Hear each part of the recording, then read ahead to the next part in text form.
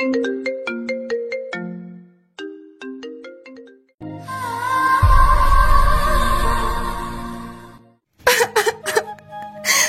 আমাকে ছেড়ে দাও, প্লিজ, আমার খুব কষ্ট হচ্ছে। কে কার কথা শুনে ছেলেগুলো পশুর মতন অনুর উপর ঝাঁপিয়ে পড়ে। অনু তাহাদের পায়ে পর্যন্ত ধরেছে, কিন্তু পশুগুলোর মনে একটুও দয়া নেই। সবাই অনুকে ইচ্ছে মতো ব্যবহার করে। অনুর সব থেকে দামি জিনিসটা তারা নষ্ট করে ফেলেছে। প্রায় 1 ঘন্টা পর তারা সবাই ইচ্ছে মতো অনুকে ব্যবহার করে ছেড়ে দেয়।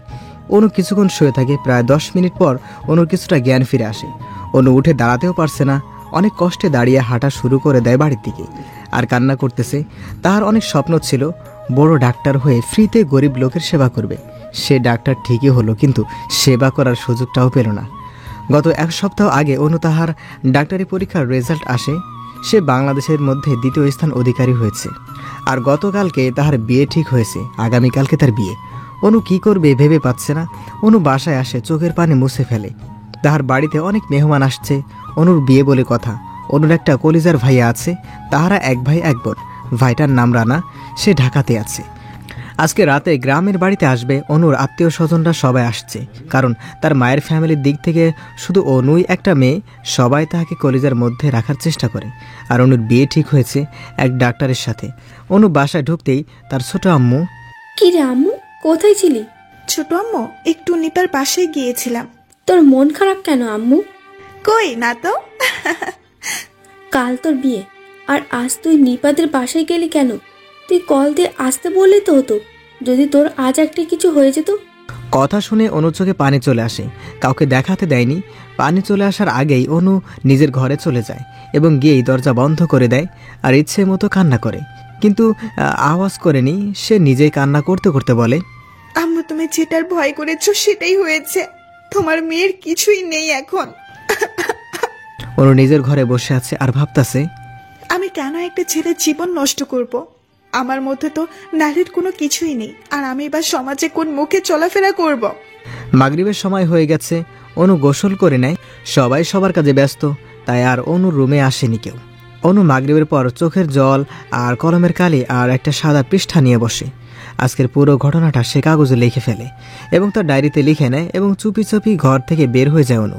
বাসার গেট থেকে বের হয়ে বাইরে গিয়ে বাড়ির সামনে মনে তাকিয়ে আছে আর কান্না করতেছে। বাসা থেকে বের হওয়ার আগে তার কলিজার ভাইয়ার কাছে একটা মেসেজ দিয়ে আসে সে, ভাইয়া, আমাকে ক্ষমা করিস রে, তোর স্বপ্নগুলো পূরণ করতে পারলাম না। ভালো থাকিস, তোর কলিজার অনু। রানা মেসেজটা পাওয়ার পর থেকে যতই অনুর মোবাইলে কল দেয়, কেউ রিসিভ করে না। এদিকে অনু নিজের এলাকা ত্যাগ করে ফেলে। যে জায়গায় তাহাকে মানুষ রূপে পশুগুলো ধর্ষণ করেছে, সেখানে গিয়ে একটা দড়ি নিয়ে গাছের সাথে ঝুলে যায়। রানা কলের পর কল দিয়েই যাচ্ছে, কেউ ধরে না। তাই সে অনুর আম্মুর ফোনে কল দেয়। কিছুক্ষণ পর তার আম্মু কল ধরে। কি রে বাবা, কোন পর্যন্ত আসছিস? কতগুলো কল দিয়েছি, কোথায় থাকো? আরে তুই তো জানিস বাড়ি ভর্তি মেহমান, তাই আর কি। অনু কই? অনুর ফোনে 209টার উপরে কল দিয়েছি, রিসিভ করে না কেন? আচ্ছা তুই একটু লাইনে থাক, আমি দেখতেছি। আম্মু অনুর ঘরে গিয়ে দেখে দরজা খোলা, কিন্তু অনু নাই। তার মোবাইল বিছানায়। অনু, অনু কই তুই? তোর ভাইয়া কল দিয়েছে। কোনো শব্দ আসে না। কি হয়েছে? অনু কই? অনুকে তো দেখছি না। আরে কোথায় সে? খুঁজো তাড়াতাড়ি। এই কে কোথায় আছো? অনুকে পাওয়া যাচ্ছে না। সবাই পুরো বাড়ি খুঁজে, কিন্তু অনু কোথাও নাই। এদিকে রানা বুঝতে পারে কিছু একটা হয়েছে, তাই সে ঢাকা থেকে বাইক নিয়ে চলে আসতেছে। আর অন্যদিকে অনু গাছের সাথে ঝুলে 3 মিনিট নড়াচড়া করে দুনিয়া থেকে চলে গেল অনু। পুরো বাড়ি অনুকে না পেয়ে কান্নায় রোল পড়ে গেল। অনুর আম্মু তো অজ্ঞান হয়ে আছে। 20 মিনিট আগে পুরো বাড়িটা হাসি খুশি ছিল, এখন সবাই কান্না করতেছে। কিছুক্ষণ পর অনুর বাবা আসে, এসে দেখে বাড়ির সবাই কান্না করতেছে। কি হয়েছে, সবাই কান্না করো কেন? ভাইজান, অনুকে কোথাও পাওয়া যাচ্ছে না। কি বলিস এই সব? আমার অনুমা কোথায় গেল? জানি না ভাই। নিপাকে কল দিয়ে জিজ্ঞেস করতো একটু। দিয়েছি, কোথাও যায়নি। বাবা এক দৌড়ে রাস্তায় চলে গেল। পাগলের মতো তার কলেজার মেয়েকে খুঁজতে লাগলো। অনেকক্ষণই খোঁজার পর রানার সাথে দেখা। বাবা, অনুকে পেয়েছো? না রে বাবা, আমার মা কোথায়? আরে কান্না করিও না, হয়তো কোথাও আছে। তারপর রানা আর তার বাবার বাসায় যায়। রানা অনেক কিছু আনে তার কলিজার বোনটার জন্য, কিন্তু বোনটাকে পাওয়া যায়নি। কিছুক্ষণ পর একজন পুলিশ এসে বলে, এটা কি ডাক্তার অনুদের বাসা? জি, কিন্তু কেন? আমার সাথে একটু আসুন আপনারা। কোথায়? অনুর কাছে। কথা শোনার সাথে সাথে সবাই উঠে বসে এবং চুপ হয়ে যায়। তারপর সবাই পুলিশের সাথে যেতে লাগলো। কিছুটা যাওয়ার পর গ্রামের শেষ মাথায় নদীর কূলে একটা নির্জন জায়গায় বট গাছের নিচে অনেক মানুষ দাঁড়িয়ে আছে। রানা তো দেখার সাথে সাথে এক দৌড়ে লোকের মধ্যে ঢুকে যায়। গিয়ে যা দেখলো সেটা দেখার জন্য মোটেও প্রস্তুত ছিল না। সে দেখতেছে তার কলিজার টুকরা গাছের সাথে ঝুলতেছে। সে এক দৌড়ে গিয়ে অনুর পা ধরে ফেলে আর কান্না করে। অনু, অনু, তোর কিছু হবে না, আমি চলে এসেছি। কে কোথায় আছো? রশি কাটো, আমার বোনটা বেঁচে আছে। রানা শুধু তার পা তার কাঁধের উপরে রেখে এইগুলো বলতেছে। কিছুক্ষণের মধ্যেই সবাই চলে আসছে। এসে দেখে অনু ঝুলতেছে। আম্মু তো দেখার সাথে সাথে এক চিৎকার দিয়ে অজ্ঞান হয়ে পড়ে। অনু, কি হয়েছে আমার আম্মুর? বাবা, তুমি এখানে আসো। তারপর রানা তার বাবার কাঁধে পা রাখে আর সে পাগলের মতো গাছে উঠে যায়। গাছ থেকে অনুকে নামায়। অনু যে মরে গেছে সেটা রানার খেয়াল নেই। সে নামিয়ে বোনটাকে কোলে নিয়ে দৌড়াতে লাগে। অনু, তোর কিছু হবে না, আমি আছি তো, আর একটু ওয়েট করো অনু। বাবা, অনু তো বেঁচে নেই আর। কথাটা শোনার সাথে সাথে রানা দাঁড়িয়ে পড়ে এবং অনুকে নিচে রাখে আর ইচ্ছে মতো কান্না করে। সবাই রানাকে সান্ত্বনা দিতেছে, কিন্তু ভাই তো ভাই। আর তাই এদিকে কিছু লোক তার আম্মুর মাথায় পানি দিতেছে। আপনাদের কি কাউকে সন্দেহ হয়? আমরা তো জানি না। তাহলে লাশ আমাদেরকে দিয়ে দেন, আমরা পোস্টমর্টম করে আপনাদের পক্ষ থেকে কেস লিখব। আমাদের কারো প্রতি কোনো সন্দেহ নাই। আমরা আমাদের মেয়েকে নিয়ে যাব বাসায়। পরে কিন্তু কিছু হলে আমাদের বলতে পারবেন না। ছোট আম্মু না বলছে না? তারপর পুলিশ চলে যায় আর তাহারা অনুকে নিয়ে বাসা চলে আসে।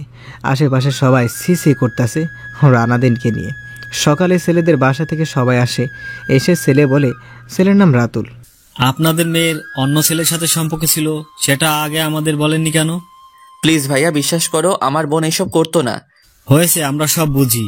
প্লিজ ভাইয়া, আমার বোনকে নিয়ে খারাপ কিছু বলিয়েন না প্লিজ। আজ তোমার বোন তোমাদের জন্য মরেছে। সে তার ভালোবাসার মানুষটিকে না পেয়ে আত্মহত্যা করেছে। রানা আর কিছু বলেনি। তার মাথা অনেক গরম হয়েছে। কিছু না বলে চলে যায়। সেখান থেকে প্রায় 2 ঘন্টার মধ্যে ওনাকে কবরে রেখে আসে। সবাই তো কান্না করতে করতে শেষ। রানা আসার পর আবার রাতুল বলল, তোমার বোন কোন ছেলেকে ভালোবাসতো একটু বলবা? কথা বলার সাথে সাথে রানা রাতুলের শার্টের কলার চেপে ধরে। রানার চোখ দিয়ে যেন আগুন পড়তেছে। সবাই এসে রানাকে রাতুলের কাছ থেকে একটু দূরে সরিয়ে নেয়। এতক্ষণ কিছু বলিনি কারণ আমার বোনটা দুনিয়াতে ছিল। এখন আমার বোন নেই দুনিয়াতে, তাই তোকেও আমি চিনি না। আর অপরিচিত কেউ আমার বোনকে নিয়ে বাজে কথা বলবে, আমি চুপচাপ তা শুনবো? কখনোই না, এটা হতেই পারে না। চুপচাপ বেরিয়ে যা, তা না হলে তোকে আমি মেরে ফেলবো বলে দিলাম। তুই কাজটা ঠিক করিসনি, মনে রাখিস। এটা বলেই রাতুল চলে যায়। রানাকে সবাই কিছুটা বোঝায়, তাই রানা ভিতরে চলে যায়। অনুর রুমে গিয়ে সে কান্না করতেছে। অনুর প্রতিটা জিনিস হাতে নেয় আর কান্না করে। রানা অনেক কান্না করে। কিছুক্ষণ পর তার মেঝো খালামুনি এসে বলে, তুই এভাবে ভেঙে পড়লে হবে নাকি বল? কি করব বলো খালামণি, আমার কলিজাটা যে আমাকে ছেড়ে চলে গেছে অনেক দূরে। বাবা একটু রেস্ট নাও, যাও। লক্ষ্যে আব্বু না আমার। ওকে, আমি একটু শুয়ে থাকি। মিষ্টি, ওই মিষ্টি, জি আম্মু। তোর ভাইয়াকে একটু বিছানা ঠিক করে দেও, আর দেখো কিছু লাগবে কিনা। ওকে আম্মু, তোমরা যাও। তারপর সবাই চলে যায়। মিষ্টি হলো রানার বড় চাচার ছোট মেয়ে। অনেক সুন্দরী, নাম যেমন মিষ্টি সেও দেখতে মিষ্টি। সে রানা থেকে 2 বছরের ছোট। অনেক দুষ্ট একটা মেয়ে। জি জনাব, আপনি কষ্ট করে একটু শুয়ে পড়েন। আর কি লাগবে একটু বলেন। তুই আমাকে জনাব বলিস কেন?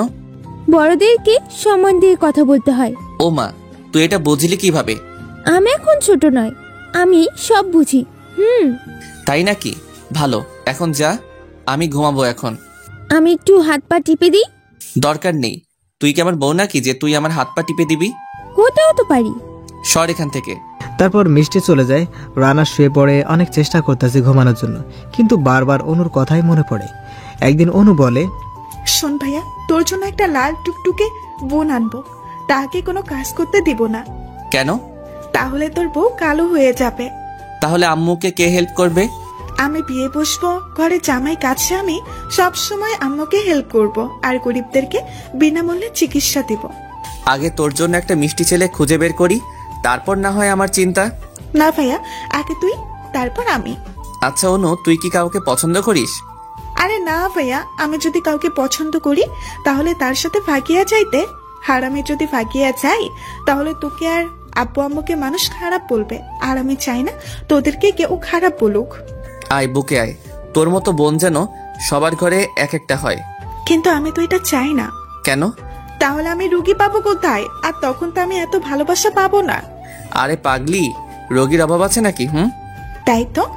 রানা কথাগুলো ভাবতে ভাবতে ঘুমিয়ে পড়ে। কিছুক্ষণ পর রানার ঘুম ভেঙে যায়। সে উঠে বসে হঠাৎ কে যেন বলল, কি রে, তুই ঘুমাসনি? না আম্মু, ঘুম আসছে না তো। তুমি ঘুমাওনি কেন? ঘুম আসে না রে বাবা।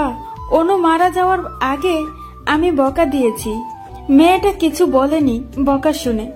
কেন বকা দিয়েছো তুমি অনুকে? সে সেই দিন অনেক দেরি করে বাসায় ফিরছে। কোথায় গিয়েছিল? সে নাকি নিপাদের বাসায় গিয়েছিল। কেন গিয়েছে সে সেখানে? নিপার সাথে দেখা করতে গিয়েছে। সে একা? তাহলে নিপা কিছু একটা জানে। মানে? সেই দিন কি হয়েছে? হয়তো, কিন্তু অনু এই কাজ তো করতে পারে না। তাহাকে মনে হয় কেউ জোর করে ফাঁসি দিয়েছে। কেউ বাসা থেকে নিতে আসলে তোমরা তো কাউকে না কাউকে দেখতে, তাই না? হয়তো কেউ এসেছে, আমরা ব্যস্ত থাকার কারণে দেখতে পাইনি। আচ্ছা, নিপা কোথায় আছে এখন? তার বাসায়। চলো আম্মু, আমরা তাহার বাসায় যাই। তুই কি পাগল? এখন রাত 2:30 বাজে। এত রাতে আমাদের মতো কে জাগ্রত থাকবে শুনি? আমরা তাহাকে ঘুম থেকে উঠাবো। সকালে যাব, এখন তুই ঘুমা। ঠিক আছে। তারপর তার আম্মু চলে যায়। রানা শুয়ে পড়ে, কিন্তু ঘুম আসছে না। শুধু অনুর সাথে কাটানো সময়গুলোর কথা মনে পড়তেছে। অনুর কথা ভাবতে ভাবতে সকাল হয়ে যায়। সকালে রানা কাউকে কিছু না বলে নিপাদের বাসায় চলে যায়। গিয়ে নিপাদের বাসায় নক করে। অনেকক্ষণ নক করার পর নিপা এসে দরজা খুলে, তাও ঘুম চোখে। দরজা খুলে দেখে রানা। ভাইয়া, আপনি এখানে? একটা কথা জানতে এসেছি আপনার কাছে। ভিতরে আসুন। তারপর রানা নিপাদের বাসায় গিয়ে বসে। নিপাকে রানা জিজ্ঞেস করে, আচ্ছা, অনু কি কাউকে পছন্দ করতো? কি বলেন ভাইয়া এসব? অনু তো প্রেম ভালোবাসা এসব ঘৃণা করতো। আচ্ছা, অনুর কি কোনো শত্রু ছিল? না, অনু তো কারোর সাথে কথা বলতো না, আমাদেরকে ছাড়া। আচ্ছা, অনু কি জন্য ফাঁস দিয়েছে আপনি জানেন? আরে আমাকে বললে আমি কি ফাঁস দিতাম? কিন্তু ফাঁস যেই দিন দিয়েছে সেই দিন সন্ধ্যার আগে নাকি আপনাদের বাসায় এসেছে। কই না তো, অনু তো আজ থেকে 3 দিন আমাদের বাসায় আসেনি। কিন্তু সে তো বাসা থেকে আসতো আপনার বাসার কথা বলে। কিন্তু আমি তো জানি না। গত কয়েকদিন যাবৎ অনুকে কিছু একটা নিয়ে খুব চিন্তিত দেখাচ্ছে। আমি জানতে চেয়েছি, কিন্তু বলেনি। রানা নিপাদের বাসা থেকে চলে আসে। একটা নির্জন স্থানে গিয়ে বসে বসে কান্না করতেছে আর নিজে নিজে বলতেছে, অনু, আমি কি তোর মৃত্যুর কারণ জানতে পারবো না জীবনেও? অনেকক্ষণ কান্না করার পর রানা বাসায় চলে যায়। আম্মু এসে বলে, কি রে বাবা, কোনো খবর পেয়েছিস? না আম্মু। তারপর রানা নিজের ঘরে চলে যায়। কিছুক্ষণ পর অনু ঘরে গিয়ে অনুর ফটোগুলো দেখতেছে আর কান্না করতেছে। অনেক প্রমাণ খোঁজে, কিন্তু কোথাও কিছু পাচ্ছে না। হঠাৎ অনুর ডায়েরির কথা মনে পড়ে যে অনুর সব কথা সে তো তার ডায়েরিতে রাখে। ডায়েরি খুঁজতে খুঁজতে পাগল হয়ে যায়, কিন্তু ডায়েরি কোথাও পাচ্ছে না। আম্মু, ও আম্মু। কে রে, চিৎকার করস কেন? অনুর ডায়েরিটা কই? তার রুমে আছে তো, দেখ। কই, পাচ্ছি না তো। তুই ওই দিন কল দিয়েছিস, তখন তো আমি টেবিলে দেখেছিলাম। তাহলে এখন কোথায় সেটা? মিষ্টি, ওই মিষ্টি। ভাইয়া বলো। তুই অনুর ডায়েরি নিয়েছিস? না ভাইয়া। তারপর রানা নিজের রুমে চলে যায়। গিয়ে অনুর মোবাইলটা দিয়ে তার ফেসবুকে ঢোকে, কিন্তু দেখে কোনো ছেলে ফ্রেন্ড নাই অনুর। অনুর মেসেঞ্জারে একটা মেসেজ দিয়েছে যে, অনু, বিপ্লব ভাইয়া একটা মেয়েকে আজকে কলেজে ধর্ষণ করেছে। আমার কাছে ভিডিও আছে, ভিডিওটা তোর কাছে রেখে দে। সে আমায় সন্দেহ করে আমার মোবাইল চেক করতে পারে, তাই তুই রেখে দে। শুধু এই SMS-টা অনুর মোবাইলে কে যেন পাঠাইছে। যে আইডি থেকে পাঠাইছে সে আইডি থেকে অনুকে ব্লক করে রেখেছে। প্রোফাইল পিকও দেখা যায় না, আর নামটাও দেখা যায় না। সাথে সাথে রানা অনুকে কল দেয়। আপু, বিপ্লব। কেন? আর বিপ্লব ভাইয়াকে আপনি কিভাবে চিনেন? প্লিজ বলেন বিপ্লবকে। বিপ্লব হলো আমাদের ক্লাসের সব থেকে বাজে বখাটে চরিত্রহীন বেয়াদব গুন্ডা একটা ছেলে। সে এখনো কি সেই কলেজে পড়াশোনা করে? আছে। ও আচ্ছা, আমার মনে অনুর মৃত্যুর সাথে বিপ্লবের কোনো রকম হাত আছে। বিপ্লব তো লোক ভালো না, তাই হতেও পারে, কিন্তু তার ব্যাপারে কোনো পুলিশ কেস লেখে না প্রমাণ ছাড়া, আর সে কোনো কাজ করলে প্রমাণ রাখে না। কেন কেস লিখে না? সে হলো এমপির ছেলে। ও আচ্ছা, এই ব্যাপার। এটা বলে রানা কল কেটে দিল। রানা তার আম্মুর কাছে গিয়ে বলল, আম্মু, আমি অনুর কলেজে ভর্তি হব। কেন? দেশ থেকে মানুষ নামে কিছু ভাইরাস আছে, তা মুক্ত করতে হবে। তুমি শুধু দোয়া করো। সন্তানের জন্য মা দোয়া করা লাগে না, সন্তানের জন্য মায়ের দোয়া সব সময় থাকে অন্তরে। পরের দিন সকালে রানা পিছনে সব ভুলে গিয়েছে, শুধু তার একটাই চিন্তা অনুর খুঁড়িকে বের করবে। রানা একটা বাইক নিয়ে কলেজে যায়। রানা দেখতে অনেক সুন্দর, বাকি পরিচয় পরে দেব। রানা বাইক থেকে নেমে হাঁটা শুরু করে। হঠাৎ একটা মেয়ের সাথে ধাক্কা খায়। মেয়েটির হাত থেকে সবগুলো বই পড়ে যায়। রানা চোখ থেকে সানগ্লাসটা খুলে ফেলে। মেয়েটার পা থেকে তাকানো শুরু করে। পাগুলো অনেক সুন্দর, হলুদ একটা জামা পরেছে মেয়েটা। রানা আস্তে আস্তে মেয়েটার চেহারার দিকে তাকায়। রানা মেয়েটার চেহারা দেখে তো ফিদা। মেয়েটা শ্যামলা কিন্তু মায়াবী বুক, চেহারাটা টমেটোর মতো গোল, ঠোঁটে একটা তিল আর ঠোঁটগুলো চিকন চিকন। ওয়াও, খুব সুন্দর। রানা জীবনও এমন মেয়ে দেখেনি। রানা মেয়েটির বইগুলো উঠিয়ে দিয়ে বলে, সরি আপু। মেয়েটি চুপচাপ চলে যেতে লাগলো। এই যে আপু, নামটা কি জানতে পারি? পাশ থেকে মেয়েটির বান্ধবী এসে বলে, কলি। রানা নামটা শুনে তো আরো ফিদা। ওয়াও, কি সুন্দর নাম, ফুলের কলির মতোই সুন্দর। ফুলের কলি যেমন সুন্দর থাকে ঠিক তেমনই মেয়েটাও। তারপর কলি আর তার বান্ধবীরা চলে যায়। রানা তাদের পিছু পিছু যায়। রানা ক্লাসে গিয়ে বসে। হঠাৎ খেয়াল করে দেখে কলিও একই ক্লাসে পড়ে। রানা কলির দিকে আনমনে তাকিয়ে আছে, আর কলি তার বান্ধবীদের সাথে বসে বসে দুষ্টামি করতেছে। কিছুক্ষণ পর স্যার আসলে। স্যার ক্লাস শেষ করে চলে যায়। হঠাৎ রানা নিপাকে দেখে, নিপাও রানাকে দেখে। ভাইয়া, আপনি এখানে? কথাটা নিপা উচ্চ আওয়াজে বলে, যার কারণে সবাই রানার দিকে তাকায়। কলিও রানার দিকে তাকায়। রানা এটা দেখে নিপার হাত ধরে নিপাকে নিয়ে ক্লাস থেকে বের হয়ে যায়। নিপা নিস্তব্ধ হয়ে আছে, কারণ রানা তার হাত ধরে ক্লাস থেকে টানতে টানতে নিয়ে যাচ্ছে। এদিকে ক্লাসে সবাই হা করে তাকিয়ে আছে, কি হইতেছে কেউ বুঝতে পারতেছে না। রানা নিপাকে কলেজের পিছনে একটা পার্কে নিয়ে গেছে। প্লিজ আমার পরিচয়টা কাউকে দিয়েন না প্লিজ। কিন্তু আপনার তো পড়ালেখা শেষ, তাহলে আবার কেন পড়তেছে? আমি আমার বোনের মৃত্যুর কারণ খুঁজতে এসেছি। ওহ, একটা সত্ত্বে কাউকে বলবো না। বলুন কি শর্ত? আমরা বন্ধু আজ থেকে। তুমি কি রাজি? আচ্ছা ঠিক আছে। আমাকে তুমি করে বলতে হবে। জি ঠিক আছে। এমন সময় কিছু পোলাপাইন আসে রানার আর নিপার কাছে। একটা ছেলে হঠাৎ রানার জামার কলার ধরে বলে, এটা প্রেম করার জায়গা না, এখানে পড়ালেখা চলবে। ভাই কলারটা ছেড়ে কথা বলুন। তুই কে রে আমাকে আদেশ করতেছস? আপনি কে ভাই যে আপনাকে আদেশ করা যাবে না? আমি বিপ্লব, আর তুই আজকেই মনে হয় কলেজে এসেছিস, তাই কিছু জানিস না। প্লিজ ভাইয়া, ওনাকে ছেড়ে দিন। উনি আমার বন্ধু, আর আমরা প্রেম করছি না। সুন্দরী, তুমি কথা বলিও না, আমি তো দুর্বল হয়ে যাব তোমার কথার প্রতি। কলারটা ছেড়ে দিলে ভালো হতো ভাইয়া। বেশি তাড়া আছে মনে হয়। সেটা আমার ব্যক্তিগত বিষয়।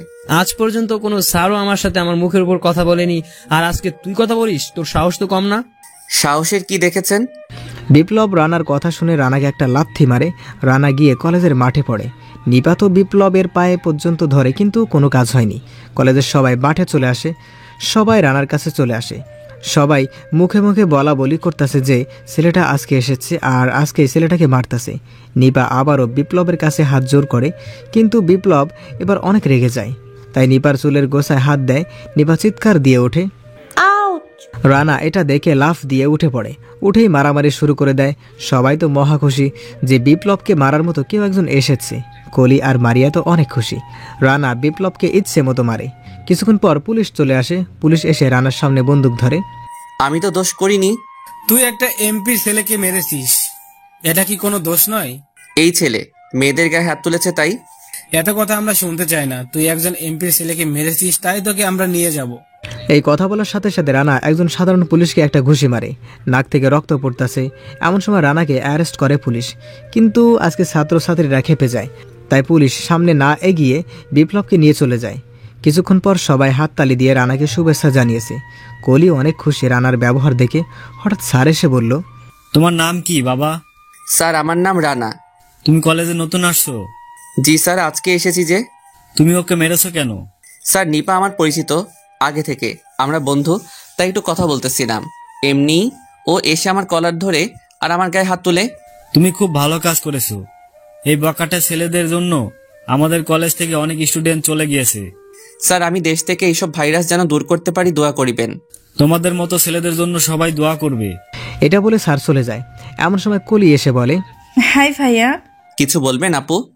আপনার নামটা কি জানতে পারি? আমার নাম রানা। এমন সময় নিপা এসে রানার হাত ধরে নিয়ে যায়। নিপা ছাড়ো, ওর সাথে একটু কথা বলি। বলা লাগবে না, চলে সময় হয়ে গেছে। কলি অবাক হয়ে তাকিয়ে আছে। তারপর সবাই সবার বাসায় চলে যায়। পরের দিন সকালে রানা ঘুমাচ্ছে, এমন সময় কে যেন রানার গায়ে এক জগ পানি ঢেলে দেয়। রানা উঠে বসে, তাকে দেখে মিষ্টি। তুই এখানে কেন? বড় আম্মু বলেছে আপনাকে জাগাতে, কিন্তু আপনি তো মহারাজার মতো শুধু নাক ডেকে ডেকে ঘুমাচ্ছেন। তাই বলে পানি ঢালবি? তো কি করব, এমন ভাবে নাক ডাকছো মনে হচ্ছে লঞ্চ চলতেছে। সর এখান থেকে, আমি তো জীবনেও নাক ডাকি না। চুরি চুরি করে কখনো কি শিকার করতে দেখেছেন জনাব? আমি আমার বাসায় যেমন মন চায় তেমন করে ঘুমাবো, তাতে তোর কি মিস এলিয়েন? কি আমি এলিয়েন? তো কি সকাল সকাল শুরু করেছেন আমার সাথে ঝগড়া? কে ঝগড়া করেছে শুনি? আমি তো শুধু আপনাকে জাগাইতেই আসছি, আর আমাকে আপনি এলিয়েন বলতেছেন? এলিয়েন থেকেও আপনি কম না, বুঝলেন? আপনার কপালে জীবনেও স্বামী জুটবে না, মনে রাখিয়েন মিস এলিয়েন।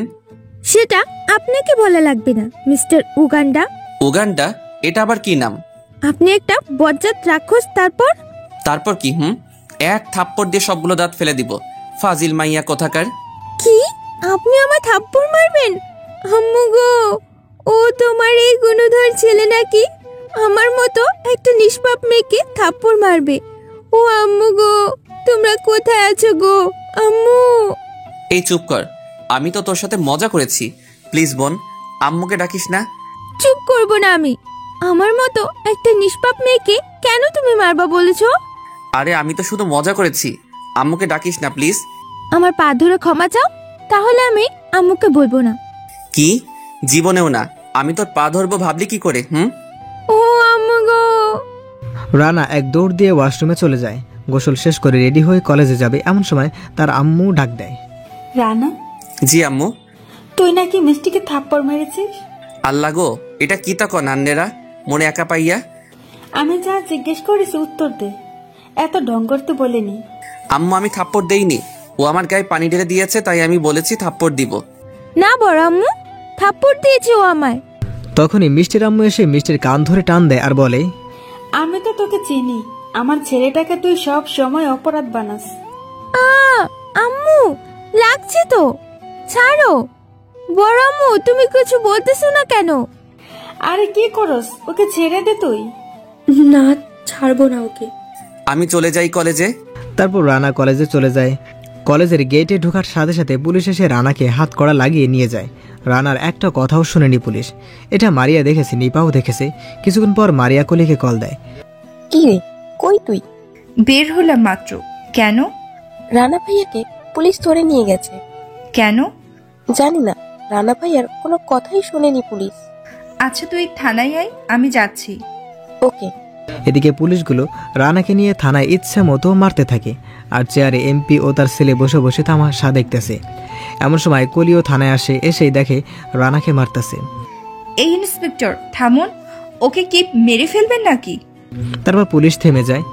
এমপি ও তার ছেলে কলির দিকে তাকায়। ও কি এমন অন্যায় করেছে যে আপনি তাহাকে এইভাবে মারতেছেন? ও এমপির ছেলেকে মারছে, তারপর পুলিশের গায়ে হাত তুলেছে।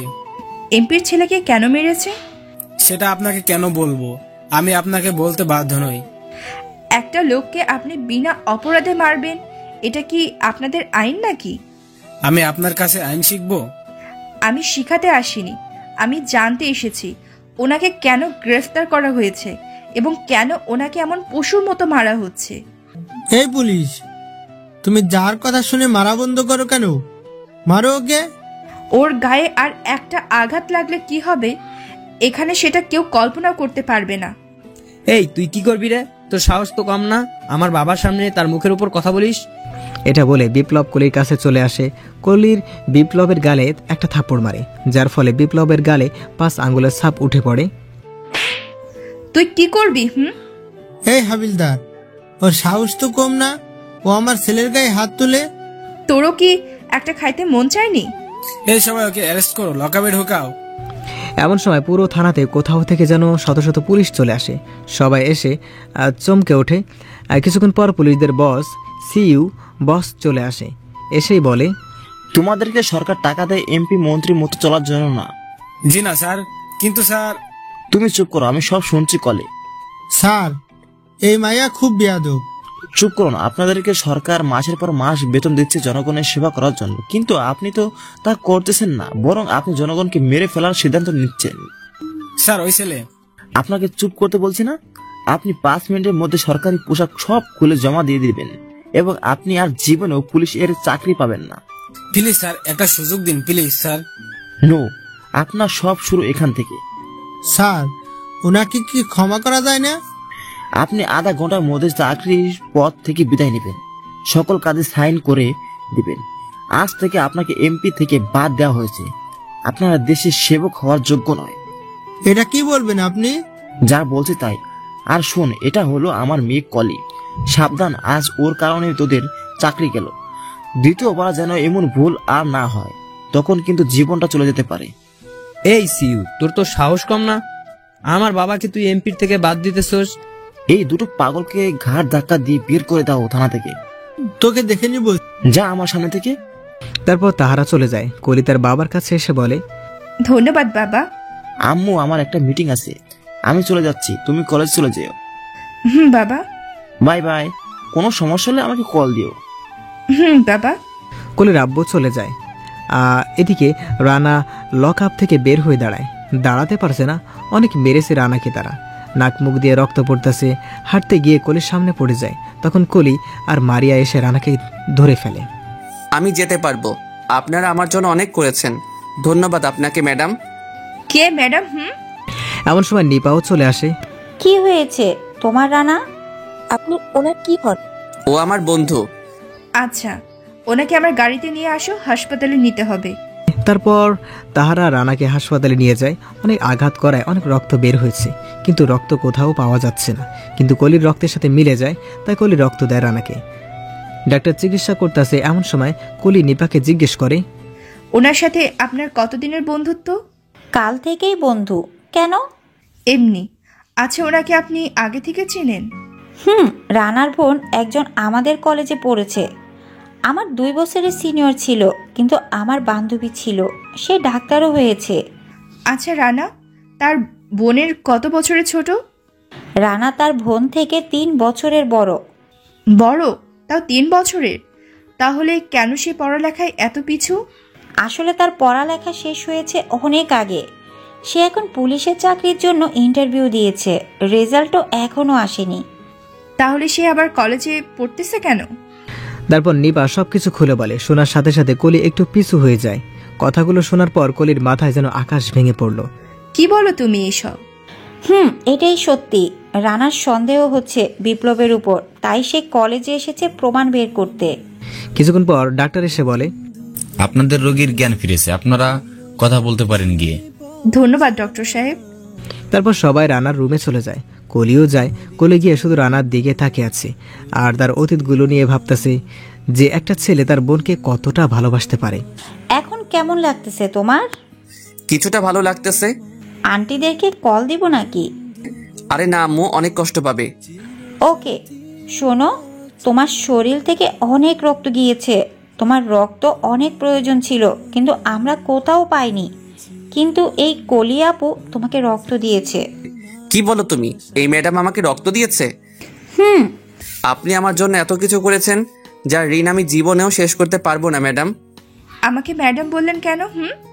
আপনি তো সিউ স্যারের আদরের কলিজা, তাই। আমরা সবাই একই কলেজে পড়ি, সো আমরা সবাই সবার নাম অথবা তুমি বলে ডাকবো, ওকে? জি। বিকেলে রানা বাসায় চলে যায়। তার হাতে ব্যান্ডেজ দেখে তার আম্মু দৌড়ে এসে বলে, কি রে, কি হয়েছে তোর? তারপর সবাই চলে আসে। কি হয়েছে তোমার? কি হয়েছে আব্বু, কথা বলো। তারপর রানা সবকিছু বলে ফেলে। তার আম্মু তাকে জড়িয়ে ধরে খেতে দেয়। আমি অনুর মতো তোকে হারাতে চাই না বাবা, আমার এখন শুধু তুই আছিস বাবা। আরে ছেলেটা হাসপাতাল থেকে আসছে আর এমনি কান্নাকাটি শুরু করে দিলেন। মিষ্টি রানাকে তার ঘরে নিয়ে যায়। ওকে আম্মু। তারপর মিষ্টি রানাকে ধরে নিয়ে যাচ্ছে। মিষ্টির কাঁধে হাত রেখে রানা হাঁটছে। এমন সময় মিষ্টি বলে, পুলিশে কোন কোন জায়গায় মেরেছে ভাইয়া? মানে? মাথা থেকে পা পর্যন্ত সব জায়গায় মেরেছে। চুপ, আর একটা কথা বলবি না। আমি তো চুপই থাকি। আমার সাথে লাগতে এসেছে আর আজকে পুলিশ বাবুর হাতে পিটানি খেলে। দাঁত পড়ে যাবে তোর। তোরগুলো তো আছে, নিয়ে নিব আমি। এমন সময় রানার ফোনে একটা কল আসে। রানার হাতে অনেক ব্যথা, তাই রানা রিসিভ করেনি। মিষ্টি রিসিভ করে স্পিকার অন করে দিয়েছে। হ্যালো, বাসায় গিয়েছো? মাত্র আসলাম। এখন শুয়ে পড়ো, আর রাতে কথা হবে। আচ্ছা। তারপর নিপা কল কেটে দিল। মিষ্টির মুখটা মলিন হয়ে গেল মুহূর্তের মধ্যেই। কিরে, তোর আবার কি হলো? হাসি মুখটা এমন শয়তানের মতো করে আছিস কেন? কিছু না। মেয়েটা কি হয় তোর? আমার বন্ধু। কেন? তুই একটা ছেলে, তোর মেয়ে বন্ধু কেন হবে? তো কি হয়েছে? মেয়ে বন্ধু তো থাকলে ভালো। হয়েছে, তুই থাক, আমি যাইতেছি। আমার একটু বিছানা ঠিক করে দে আর জুতাগুলো খুলে দে। ওই, তোর বান্ধবীকে বলতে পারিস না আমি তোর বউ নাকি যে আমায় আদেশ করিস? বাহ, পোড়া পোড়া গন্ধ আসছে কেন? মানে? কিছু না, যা তুই। তারপর মিষ্টি চলে যায় আর নিজে নিজে একা একা বক বক করে। দাঁড়াও চান্দু, মেয়ে বন্ধু তোমার ছাড়াবো আমি, শুধু একটু সুযোগ করে দাও। কিরে, তুই একা একা কি বকবক করতেছস? বড় আম্মু, আমি রানা ভাইয়ের সাথে তার কলেজে পড়বো। কিন্তু কেন? তোরটা কি হয়েছে? আসলে আমার কলেজে কিছু বখাটে ছেলে আমায় খুব ডিস্টার্ব করে। কি বলিস এইসব? তুই রানাকে বলিসনি কেন?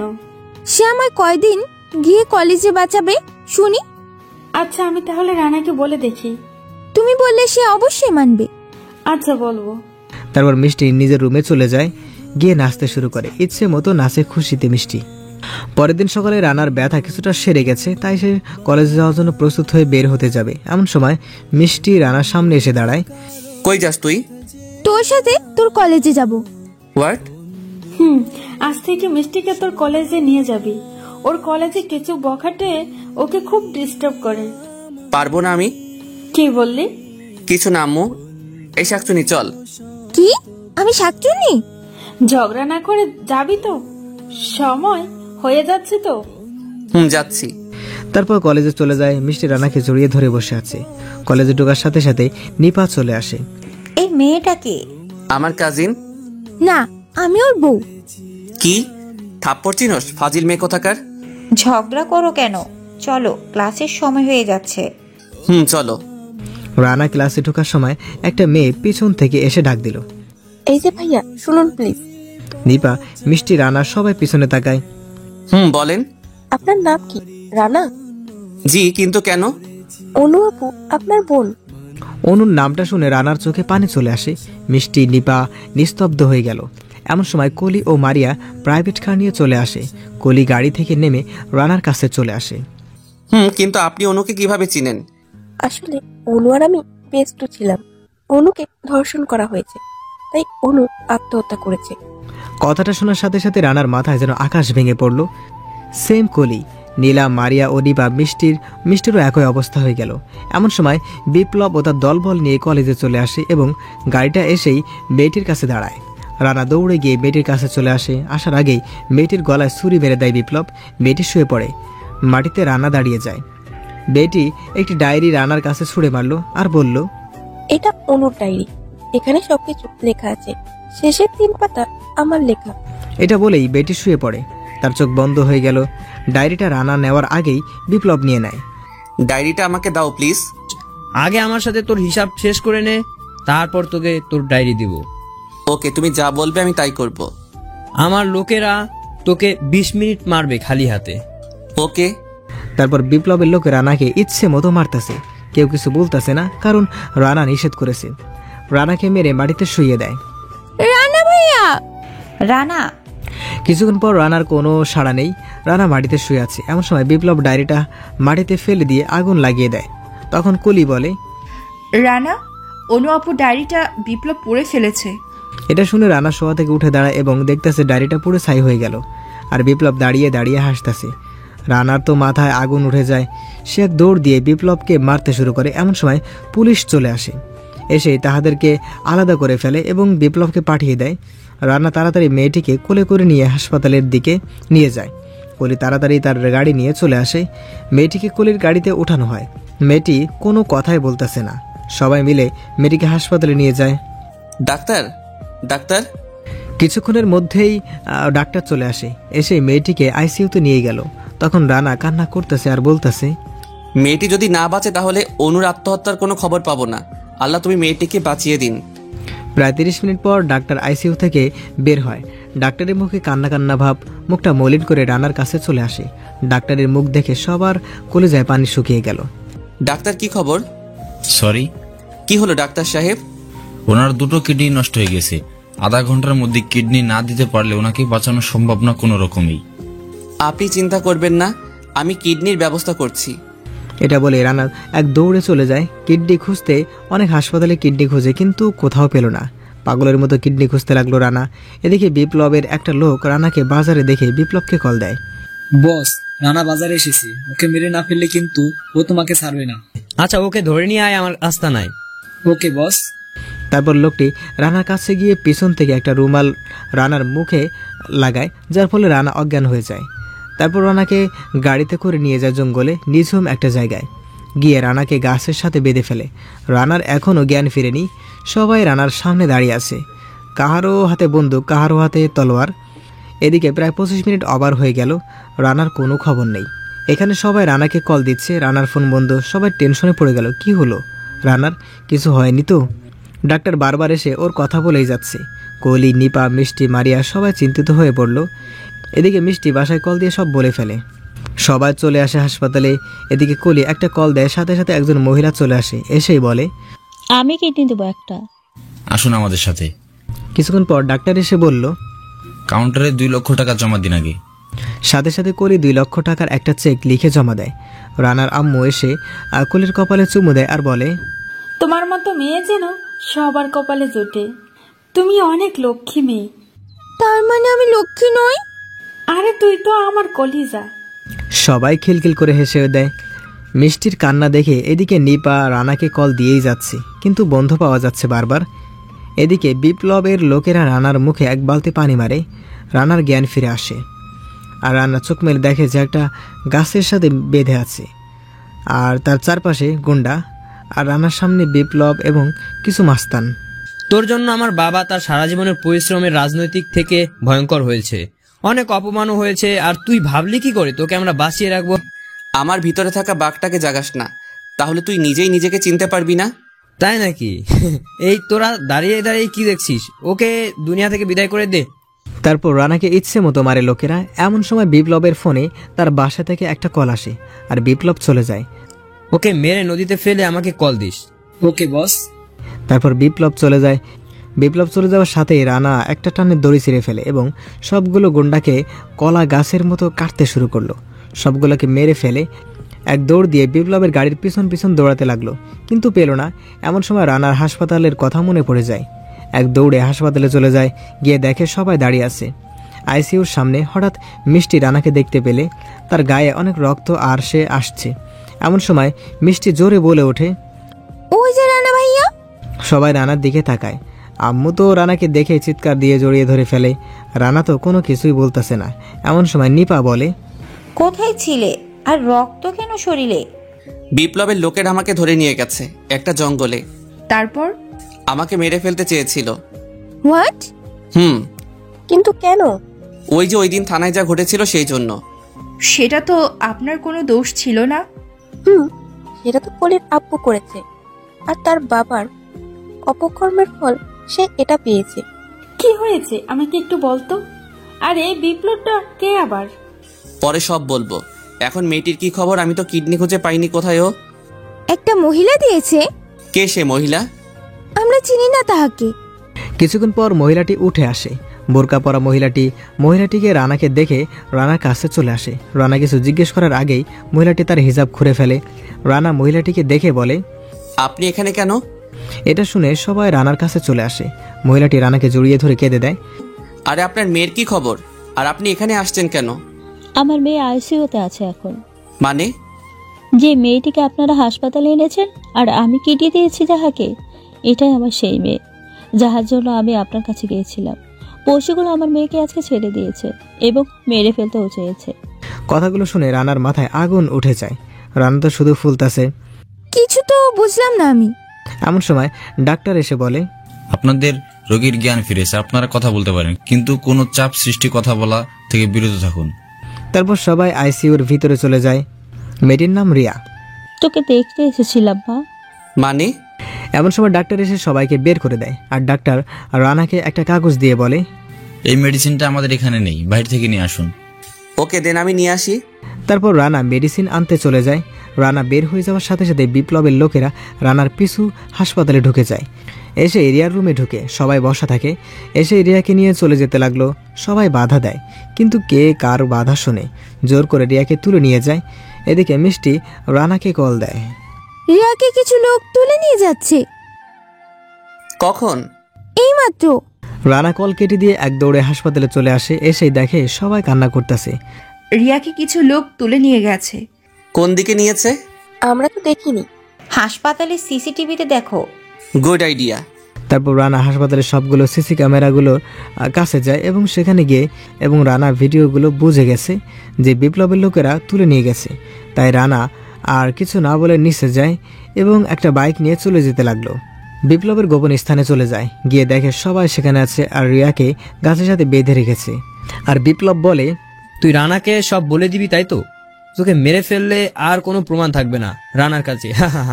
কথা শোনার সাথে সাথে রানার মাথায় যেন আকাশ ভেঙে পড়েছে।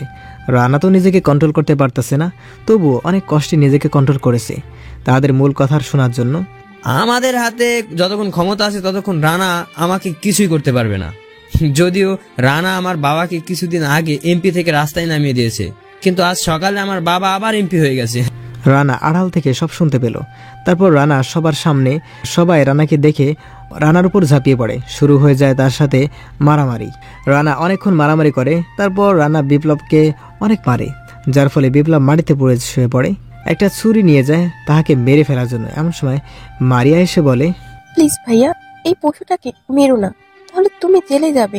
ওকে কৌশলে মারতে হবে। তুমি ঠিক বলছো। তারপর রানা সবাইকে নিয়ে বাসায় চলে যায়। এদিকে বিপ্লবকে পুলিশ এসে হাসপাতালে নিয়ে যায়।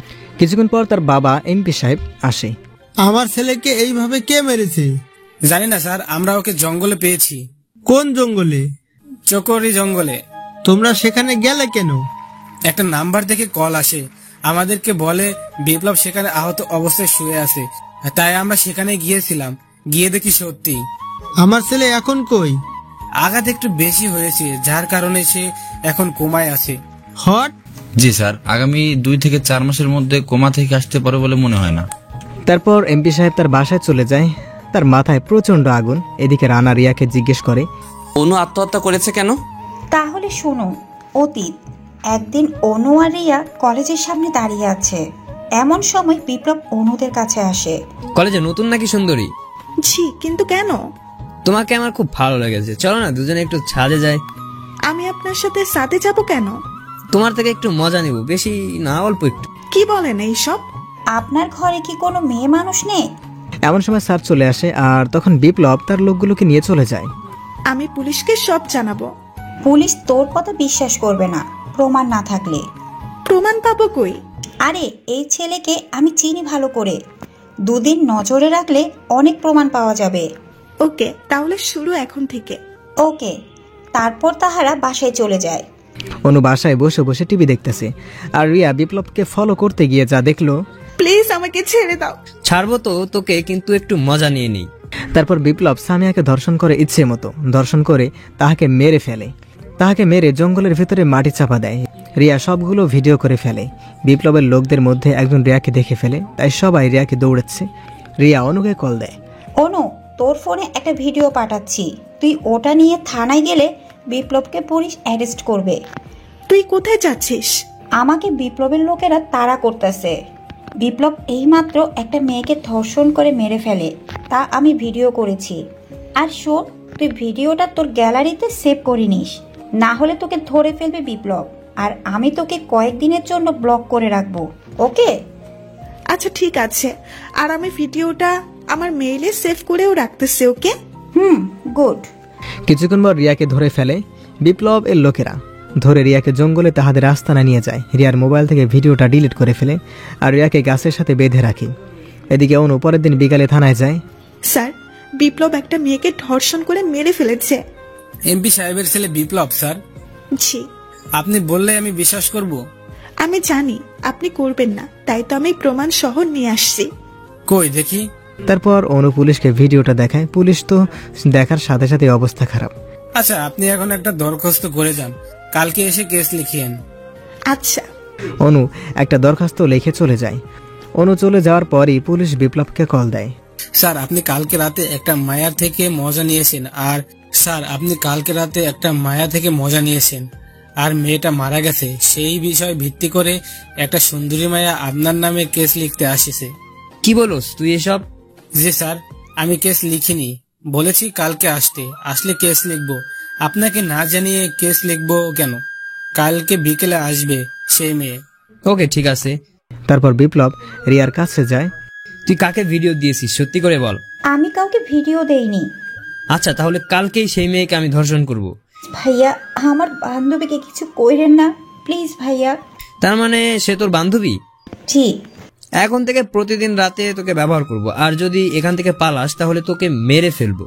পরের দিন সকালে বাড়িতে সবাই হই হুল্লোড় করতেছে, বিয়ে বাড়ি বলে কথা, কিন্তু অনু টেনশনে আছে কখন বিকেল হবে। তাই সে বিকেলে থানায় যায়। যাওয়ার পর, স্যার আমার কেসটা লিখুন, আমার তারা আছে। আমি এই কেস লিখবো না। কেন নেবেন না শুনি? আপনাদেরকে সরকার মাসে মাসে টাকা দেয় কি জন্য? তুই যে সরকারের বেতনের কথা বলছিস, সেই বেতনে আমার মোবাইলের খরচও হয় না।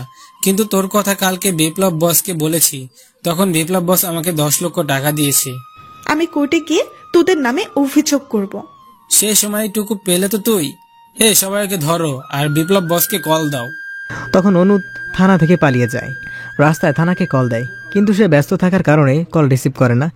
কিছুটা যাওয়ার পর নির্জন একটা জায়গায় বিপ্লব ওর তার পোলাপান অনুর সামনে এসে দাঁড়ায়। অনু মোবাইলটা নিজের বুকের ভিতরে লুকিয়ে ফেলে। তোর সাহস আছে রে, তুই আমার নামে থানায় মামলা করতে গিয়েছিস? আমি আমার ভুল স্বীকার করছি, প্লিজ আমায় যেতে দাও। তুই তো যাবি, কিন্তু আমি যে তোকে একটু আদর করব তারপর যাবি। প্লিজ আমায় নষ্ট করো না, কাল আমার বিয়ে। আরে একটু করব। তারপর সবাই অনুর উপর ঝাঁপিয়ে পড়ে। অনুকে জোর করে তারা ধর্ষণ করে। কথাগুলো শুনে সবার চোখে পানি চলে আসে। আচ্ছা, বিপ্লবের সাথে কিভাবে লড়া যায়? তুমি তার বাবার বিপক্ষে এমপিতে দাঁড়াও, তারপর দেখবে খেলা কাকে বলে। ঠিক বলছো, সামনে ভোট আসতেছে। তারপর যে যার মতো বাসায় চলে যায়। কোহলি নিজের বাসায় গিয়ে রানাকে নিয়ে ভাবতে থাকে। কোহলি তো রানার প্রেমে পড়ে গেল। যে ছেলেটা মেয়েদের জন্য এত কিছু করতে পারে, সে তো নিজের বইয়ের জন্য এর থেকেও অনেক বেশি করবে নিশ্চিত। দেখ, আমি কি রানার প্রেমে পড়ে গেলাম নাকি? সত্যি বলতে আমি রানাকে ভালোবেসে ফেলেছি, কিন্তু তাকে তো সত্যি সত্যি বলতে পারবো না। তাহলে এক কাজ করি, একটা চিঠি লিখে প্রপোজ করি, তাহলে ভালো হবে। তারপর আর কি, যা ভাবা তা শুরু। কোহলি একটা চিঠি লিখে ফেলে। চিঠির ভিতরে তার মনের সব কথা কবিতার মাধ্যমে তুলে ধরেছে। পরের দিন সকালে রানা কলেজে যায়, সাথে মিষ্টি ও নিপা। রানা ক্লাসে বই রেখে বাইরে আসে, এক রুমে বাতাস খেতে ওদেরকে বলে, কিন্তু রানা আসে কোহলি আসবে তা দেখতে। কিছুক্ষণ পর কোহলির গাড়ি চলে আসে। কোহলি আজকে শাড়ি পরে এসেছে। রানা তো কোহলিকে দেখে একদম হা হয়ে তাকিয়ে আছে। শুধু রানা নয়, সকল ছেলে হা করে তাকিয়ে আছে, কারণ কোহলি এতদিন সাজুগুজু না করে কলেজ আসতো, কিন্তু আজকে একটু সাজুগুজু করেছে। ঠোঁটে হালকা লিপস্টিক, মুখে হালকা মেকআপ, তারপর চোখে কাজল, হাতে নীল চুড়ি, নীল শাড়ি, নীল জুতা, সব কিছুতে মনে হচ্ছে একটা পরী এসেছে কলেজে। রানা হা করে তাকিয়ে আছে, তা দেখে কোহলি মুস্কি মুস্কি হাসতেছে। কোহলি রানার পাশ দিয়ে ক্লাসে চলে যায়, কিন্তু রানার কোনো খেয়াল নেই। কিছুক্ষণ পর মিষ্টি এসে দেখে রানা হা করে তাকিয়ে আছে। কি রে, ভূতে ধরছে নাকি তোকে? হ্যাঁ হ্যাঁ। পাগলের মতো হ্যাঁ হ্যাঁ করিস কেন? চুপ, এলিয়েন একটা। আমি কি করেছি? এলিয়েন বলিস কেন? তো কি এলিয়েনের মতো উল্টাপাল্টা কথা বলস কেন? ঝগড়া করবি নাকি ক্লাসে যাবি? ওকে চলো। আজকে রানা গিয়ে জানালার পাশে বসে, কারণ জানালা দিয়ে কোহলিকে স্পষ্ট দেখা যাচ্ছে। রানা গিয়ে জানালার দিকে তাকিয়ে আছে, গালে হাত দিয়ে। সেটা আবার কোহলি টেরা চোখে দেখে আর নিজে নিজে হাসছে। স্যার ক্লাসে সবার পড়াশোনা এক এক করে সবাই হাসতেছে রানার কাণ্ড দেখে। মিষ্টি আর নিপা তো জ্বলে আগুন। স্যার জোরে দেয় এক ধমক। রানা, স্যার তোমাকে কি জিজ্ঞেস করেছি? স্যার আসলে হলো। চুপ, আয়নাতে কি দেখো? তখন স্যার আয়নার সামনে যায়। স্যারের যাইতে দেখে কোহলি ক্যামেরার সামনে থেকে সরে গেল। স্যার দেখে শুধু ছেলেদের দেখা যায়। আর আয়নায় একবার তাকালে ক্লাস থেকে বের করে দেব। তারপর স্যার ক্লাস করে চলে যায়। সবাই নাস্তা করে বের হয়। কি রে শয়তান, যাবি না? তোরা যা, আমি আসতেছি। ওকে, ক্যান্টিনে আয়। ওকে। এই কলি, চল আমরাও খেয়ে আসি। তুই যা, আমি আসছি। তারপর সবাই চলে যায়। পুরো ক্লাসে শুধু কোহলি আর রানা। একে অপরের দিকে তাকায়।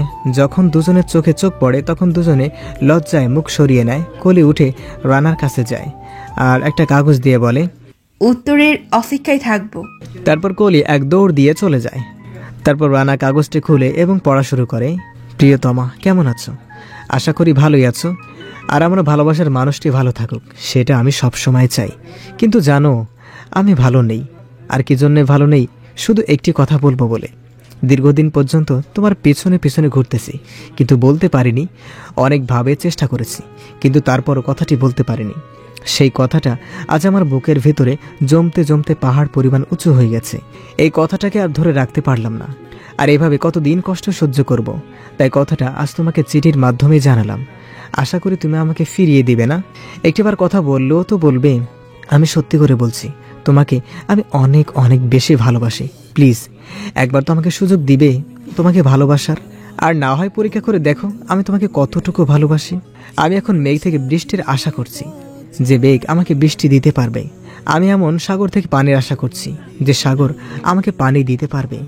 আমি এমন গাছ থেকে ফলের আশা করছি, যে গাছ আমাকে ফল দিতে পারবে।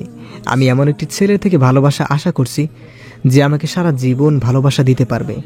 মন আছে বলে আজ ভালোবাসার মানুষের খুব প্রয়োজন। স্বপ্ন আছে বলে আজ ভালোবাসার এত আয়োজন।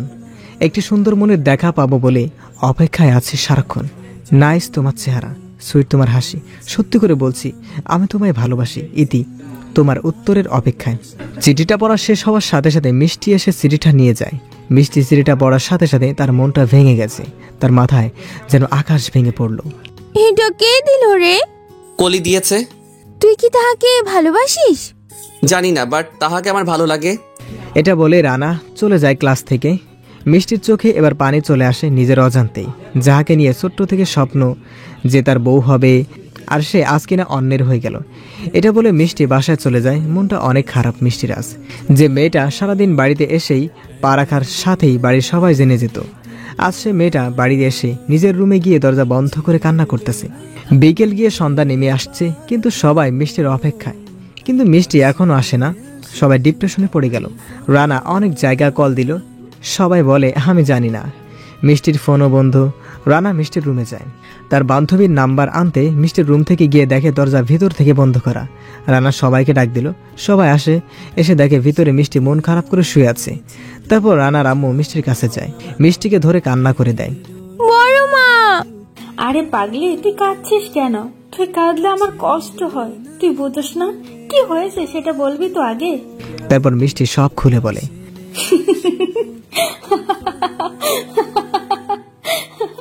আমার মন ভেঙে গেল, আর তুমি হাসছো। আরে রানা তো শুধু তোর, বুঝলি, আর কারো নয়। তাহলে রানা যে কলিকে ভালোবাসে আর টাইম পাস করতেছে, আর আমি তার মা। আমি তোর কাছে ছাড়া কাহারও কাছে দিব না। ধন্যবাদ আম্মু। তারপরের দিন কলেজে যায় রানা। এভাবে তাহাদের 1 বছর চলে যায়। রানা এখনো কলিকে বলেনি, তার উত্তর কলি জিজ্ঞেস করেছে। তখন রানা বলল, বিপ্লবের সাথে আমার হিসাব নিকাশ শেষ হলে উত্তর দেব। কলিও রাজি হয়ে গেল। আজ কলেজে গ্রুপের ভোট হবে। এখন বিপ্লব সুস্থ, কিন্তু রানাকে মারার জন্য সুযোগ খুঁজছে শুধু। গ্রুপে বিপ্লবের বিপক্ষে রানা দাঁড়িয়েছে। এবার স্যাররা সবাই রানাকে সাপোর্ট করে, কিন্তু বিপ্লবের বাবার ভয়ে বিপ্লবের কথা বলে। কলেজের 90% ছাত্রছাত্রী রানাকে সাপোর্ট করে। আর আজই রানা জয় হয়েছে। রানার জয় দেখে বিপ্লবের মাথা ঘুরে যায়। বিপ্লব বলে, অনেক বড় ভুল করেছিস রানা, তুই আমার সাথে লাগতে এসে। তাই সবকিছু আমি হারে হারে হিসাব নেব। বস, রানার জিএফটা কিন্তু অস্থির। এই একটা মাল ভাই, বিশ্বাস করেন, এক রাতে হলেই সব কিছু মিটে যাবে ভাই। ওকে দেখলে আমি নিজেকে সামলাতেই পারি না। যদি একটু সুযোগ করে দিতেন আপনি। আরে পরে কিছু খাস, আগে আমার কাজটা। ওকে। তারপর রানা কলেজের অনুষ্ঠানে সবার সামনে মাইকে বলে ফেলে যে সে কলিকে ভালোবাসে। শুনো সবাই, আমি একজনকে অনেক ভালোবাসি এবং সেও আমাকে ভালোবাসে অনেক। আজ আমি আপনাদের সামনে তাহাকে পরিচয় করিয়ে দিব। মিস কলি, কলি চৌধুরী। আই লাভ ইউ কলি। নিপা আর মিষ্টির মাথায় যেন আকাশ ভেঙে পড়ল। মিষ্টিও রানার থেকে মাউথটা নিয়ে বলল মাইকে, শোন রানা, আমি তোকে ভালোবাসি সেই ছোট্টবেলা থেকে। আমি আগামী মাসের 1 তারিখের মধ্যে তোর থেকে কলিকে আলাদা করে দেখাবো। কি বলো সেসব তুই? মিষ্টি আর কিছু না বলে কান্না করতে করতে চলে আসে। সবাই হা করে তাকিয়ে আছে। এদিকে কলি রানার কাছ থেকে আসতেছে, এমন সময় বিপ্লব ওর আর লোকেরা কলিকে ধরে নিয়ে যায়। রানা! সবাই পিছনে তাকিয়ে দেখে বিপ্লব কলিকে তুলে নিয়ে যাচ্ছে। রানা স্টেজ থেকে এক লাফ দিয়ে বিপ্লবের কাছে চলে যায়, কিন্তু রানা পৌঁছার আগে বিপ্লব ও তার লোকেরা কলিকে গাড়িতে তুলে নিয়ে যাচ্ছে। রানাও গাড়ির পিছনে পিছনে দৌড়াতে লাগলো। কিছুটা গিয়ে একটা বাইক নেয়, বিপ্লবের গাড়ির পিছনে ছুটতে লাগলো। পুরো রাস্তা গরম হয়ে আছে, প্রায় 10 মিনিটের রাস্তা গাড়ি চালায়, তারপর জঙ্গলে চলে যায়। রানা তাহাদেরকে হারিয়ে ফেলে, বাইক রেখে হাঁটতে থাকে। হঠাৎ কিছু লোক এসে রানাকে বেঁধে ফেলে, আর রানার সামনে বিপ্লব কলিকে ধরে দাঁড়িয়ে আছে। রানাকে ইচ্ছে মতো মারে বিপ্লব এর লোকেরা। ওকে ছেড়ে দাও প্লিজ। একটা শর্তে ছাড়তে পারি আমি ওকে। বলো। আমাকে 20 মিনিট সময় দিবি। কি? এই ওকে মেরে ফেল। কলি রানার দিকে তাকিয়ে অসহায়ের মতো তাকিয়ে আছে, তারপর রাজি হয়ে যায় কলি। কলিকে রানার সামনে ধর্ষণ করে। বিপ্লব পরিকল্পনা নিয়েছে। কলির ওড়না খুলে ফেলে বিপ্লব। কলি তো কান্না করতে করতে শেষ। কলির পাজামারও ফিতা খুলে ফেলে, কলির জামাও খুলে জঙ্গলে ফেলে দিল। কলির গায়ে শুধু একটা নাম্বার আছে। এমন সময় রানার গায়ে এসে একটা পাখি বসে, যার কারণে রানার চোখ খুলে, এবং চোখ খুলেই যা দেখলো তার পুরো মাথায় আগুন ধরে উঠল। সে উঠেই তার পাশে একটা বড় তলোয়ার ছিল, তা দিয়ে বিপ্লবের মাথা দেহ থেকে আলাদা করে ফেলে। কলি চোখ খুলে দেখে বিপ্লবের মাথা ছাড়া দেহটা দেখেই কলি চিৎকার দিয়ে ওঠে। রানা তার গা থেকে শার্ট খুলে কলিকে পরতে দেয়, কলি পরে নেয়। তারপর রানা সবাইকে কলা গাছের মতো কাটতে শুরু করলো। 10 মিনিটের মধ্যে 30 জনের মাথা শরীর থেকে আলাদা করে নেয়। মাথা কোথায় গিয়ে পড়েছে তা কেউ জানে না। তারপর রানা চলে যায় হাসপাতালে। হাসপাতালে গিয়ে হালকা ব্যান্ডেজ করে আর মেডিসিন নেয়।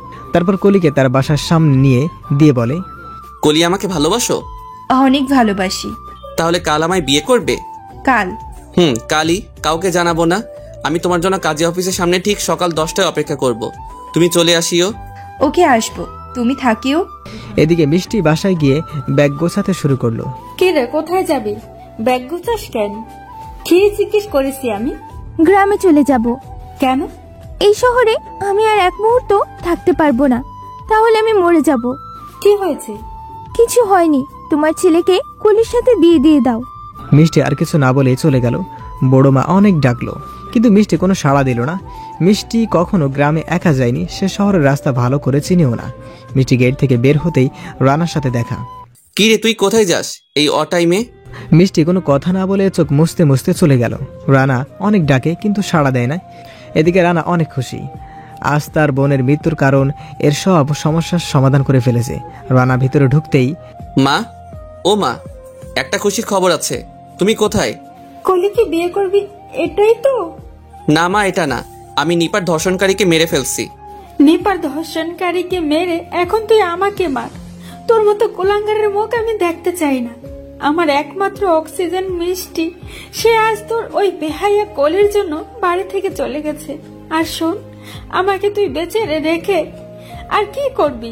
আমাকে একটা বিষের বোতল এনে দে, আমি খেয়ে শুয়ে থাকি। আমার মিষ্টি মেয়েটা শহরের রাস্তা কিছুই চেনে না, আর মিষ্টিকে ছাড়া আমি বাঁচবো না। রানা এক দৌড়ে নিচে চলে যায়, কিন্তু মিষ্টিকে দেখতে পেল না। আর অনেক খুঁজতে থাকে, কিন্তু পেল না। শেষ পর্যন্ত লঞ্চ ঘাটে চলে গেল, কিন্তু তাও পেল না।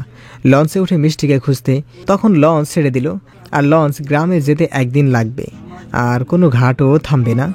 রানা পকেটে হাত দিয়ে দেখে মোবাইল নাই পকেটে, মোবাইল বাসায় রেখে এসেছে। খুব টেনশনে পড়ে গেল রানা। এদিকে মিষ্টি সেই লঞ্চে ছিল, সে নিচে ঘুরতে এসে দেখে রানা, তখন কিছুটা খুশি হয় এবং রানার থেকে আড়ালে লুকিয়ে থাকে। এদিকে রানাকে খুঁজতে বাসায় পুলিশ চলে আসে। এটা কি রানার বাসা? কিন্তু কেন? কোথায় সে? জানি না, কিন্তু কেন? সে এমপি সাহেবের ছেলে মিস্টার বিপ্লবকে খুন করেছে। প্রমাণ আছে? সেটা আপনাকে বলবো কেন? না বললে এখান থেকে বের হন আপনারা।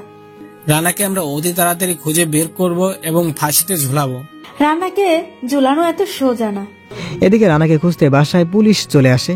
তারপর পুলিশ চলে যায় রানাদের বাসা থেকে। পরের দিন সকালে রানা মিষ্টিদের বাসায় পৌঁছালো এবং বাসায় মিষ্টির সাথে দেখা হলো। অনেকবার সরি বলল রানা। তারপর মিষ্টি রানার সাথে যাওয়ার জন্য রাজি হলো। তারপর রানাদের বাসায় চলে গেল মিষ্টি আর রানা। 5 বছর পর রানার সাথে দাঁড়িয়ে আছে, আর সেই পুরনো স্মৃতিগুলো মনে করছে, আর চোখ দিয়ে পানি পড়ছে। 3 বছর হয়ে গেল, কলির কোনো খবর নেই। শহরের প্রতিটা অলি গলি রানা খুঁজতে খুঁজতে পাগল হলো, কিন্তু কোথাও পেল না কলিকে। এই কয়েক বছর ধরে প্রতিটা দিন কলিকে খুঁজেছে রানা। চোখের পানিগুলো কেমন যেন হয়ে গেল, বন্ধ হয় না।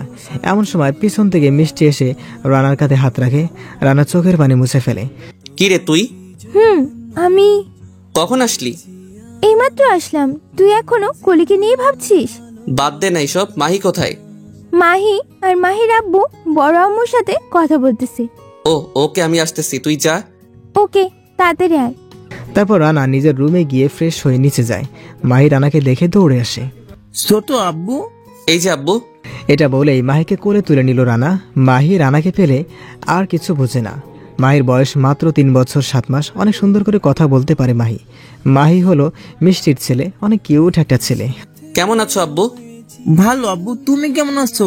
তোমাকে ছাড়া আমি ভালো থাকতে পারি? একটা বিয়ে করে নাও, তাহলে ভালো লাগবে তোমার। তোর আম্মুকে পেলে বিয়ে করব। এই মাহি, সবসময় ফাজলামি করো কেন? ও তো ঠিক কথাই বলেছে। মাহিন হলো মিষ্টির স্বামী। আর কত খুঁজবা তুমি কলিকে? হয়তো সে এখন অন্য কারো সংসার সামলাই। কেন তুমি তার স্মৃতিগুলো নিয়ে বারবার নিজেকে কষ্ট দাও? মাহিন, তুমি আমার জায়গায় হলে বুঝতে পারতে। আমি আজ পর্যন্ত জানলাম না কলি আমার সাথে এমন করলো কেন। সব ভুলে যাও। আর তোমার একটা কাজ করতে হবে। আমার অফিসে আমি সবসময় সময় দিতে পারছি না। 5 কোটি টাকার ডিল আছে। তুমি একটু সময় দিলে তোমাকে এই ডিলের যত কাজ আছে সবগুলো তোমার দায়িত্বে থাকবে। প্রায় ওই কাজে তোমার মাসে আয় হবে 5 থেকে 8 কোটি টাকা। মাহিন শোনো, আমাকে দিয়ে এইসব হবে না। এই মিষ্টি, ওকে একটু বোঝাও প্লিজ। তুই এই ডিলটা অ্যাকসেপ্ট কর প্লিজ। ওকে, কোথায় যেতে হবে? আগামীকাল সকাল 9টায় তুই চট্টগ্রাম চলে যাবি, আর আমি আগামীকাল বিকাল 5টায় সিঙ্গাপুরে চলে যাব। আচ্ছা ঠিক আছে। যা রুমে গিয়ে ফ্রেশ হ আর সব ভুলে যা। তারপর রানা রুমে চলে গেল। এবার নিজেকে পরিবর্তন করে ফেলবে রানা, আর কলিকে নিয়ে ভাববে না রানা। নিজের রুমে গিয়ে মোবাইলটা হাতে নিল, আর হঠাৎ কলির কথা মনে পড়ে গেল। অতীত 5 বছর আগে সেই দিন মিষ্টির সাথে বাসায় আসলো রানা। আসার সাথে সাথে পুলিশ আসে, এসে রানাকে অ্যারেস্ট করে নিয়ে যায়। কোর্টে ওঠানো হয় রানাকে। রানার পক্ষে লড়ার জন্য কোনো উকিল নাই, তাই কোর্ট কিছুদিন এর জন্য কেস বন্ধ রেখেছে। এদিকে কলি 2 দিন আসে কাজী অফিসের কাছে, কিন্তু রানা আসে না। আর রানার ফোনে কল দিলে রানা কল ধরে না। রানা মোবাইল তার রুমে রেখে গেছে। মিষ্টিদের বাসা থেকে এসে মোবাইলটা হাতে নেওয়ার সুযোগ পেল না। এদিকে মিষ্টি একজন উকিল ঠিক করে। উকিল একটা শর্তে রানাকে ছাড়াবে। শর্ত হলো মিষ্টি তাহাকে বিয়ে করতে হবে। মিষ্টি রাজি হয়নি, কিন্তু বড় মায়ের খাওয়া দাওয়া বন্ধ হয়ে যায় এবং কান্না করতে করতে চোখে ফুলে যায়, তাই মিষ্টি রাজি হয়। তারপর মাহিন রানাকে কোর্ট থেকে জামিন করিয়ে আনে। তারপর মিষ্টির সাথে মাহিনের বিয়ে হয়, কিন্তু রানা কলিকে খুঁজতে খুঁজতে পাগল হয়ে যায়। মিষ্টি বিয়ে করে সংসার করা শুরু করে দিয়েছে। এদিকে রানা সব ফেলে কলির জন্য রাস্তায় রাস্তায় হাঁটে। এভাবে 5 বছর চলতে থাকে। সকালে রানার ঘুম ভাঙে মিষ্টির ডাকে। রানা, এই রানা, উঠ তাড়াতাড়ি, অনেক বেলা হয়েছে। তোকে চট্টগ্রাম যেতে হবে, 8টা বাজে। উঠতেছি একটু পর। কিছুক্ষণ পর রানা নিজে উঠে ফ্রেশ হয়ে নেয় এবং রেডি হয়ে বের হয়ে পড়ে চট্টগ্রামের জন্য। এদিকে কলি বাসা থেকে বের হয়। খালাম্মা, আমি অফিসে যাচ্ছি, তুমি সব কাজ শেষ করে চলে যাও। আচ্ছা আপামনি। কলির বাবা মা কেউ নেই, সবাই মারা গেছে।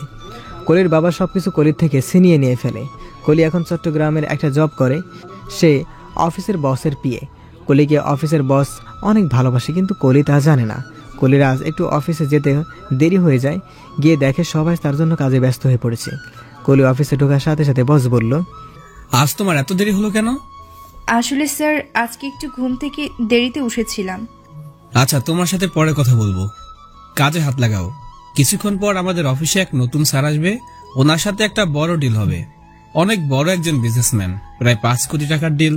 ওনাকে আমরা স্বাগত জানাবো, কোন রকম যেন কমতি না হয়। আমাদের ওয়েলকামে সবাই হাতে ফুল নিয়ে দাঁড়িয়ে থাকবে গেটের সামনে। জি স্যার। সবাই অফিস সাজানোর জন্য ব্যস্ত হয়ে পড়ে। কিছুক্ষণ পর অফিসের সামনে একটা বড় প্রাইভেট কার এসে থামে। সাদা একটা গাড়ি। গাড়িতে আর কেউ নয়, আমাদের গল্পের নায়ক মিস্টার রানা। হাতে একটা ঘড়ি, চোখে সানগ্লাস, খোঁচা খোঁচা দাড়ি, চুলগুলো একটু বড়, সামনে এসে পড়ে।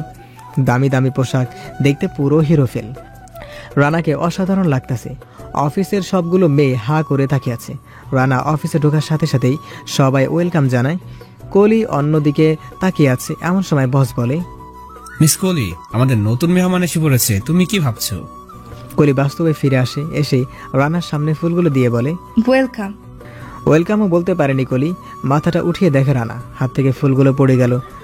রানা চোখ থেকে সানগ্লাসটা খুলে ফেলে। সে কলিকে দেখে কি পরিমাণ যে খুশি হলো। কিছু জিজ্ঞেস করার আগেই কলি ওয়াশরুমে ঢুকে যায় কান্না করতে করতে। নিজে একা একা বলে, ও কেন এসেছে এখানে? আমি কোন মুখে ওর সামনে যাব? আমি যে কি করব বুঝতে পারতেছি না।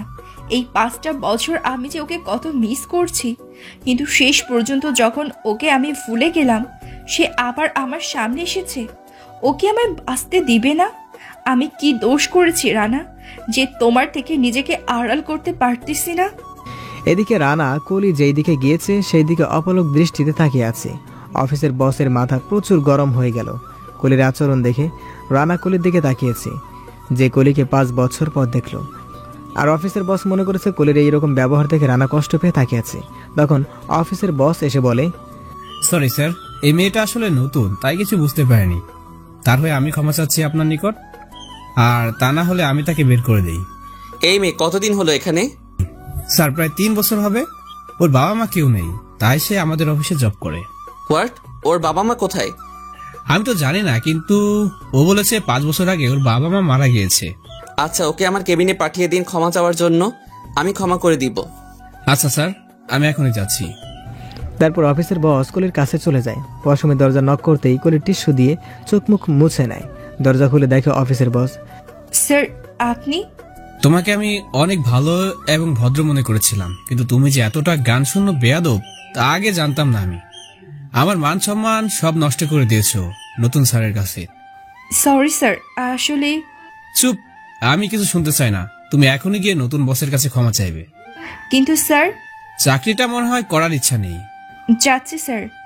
তারপর কলি রানার রুমে গেল। রানা চেয়ারে বসে অন্যদিকে ফিরে কলির পিকগুলো দেখতেছে আর মনে মনে খুব হাসছে যে কত বছর পর কলিকে দেখতে পায়। প্রায় 5 বছর পর কলি ঢুকে বলে, may I come in sir? Yes, coming.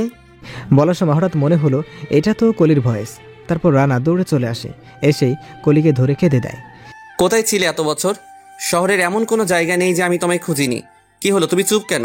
কেন আমায় ছেড়ে আসছো? প্লিজ কথা বলো, প্লিজ।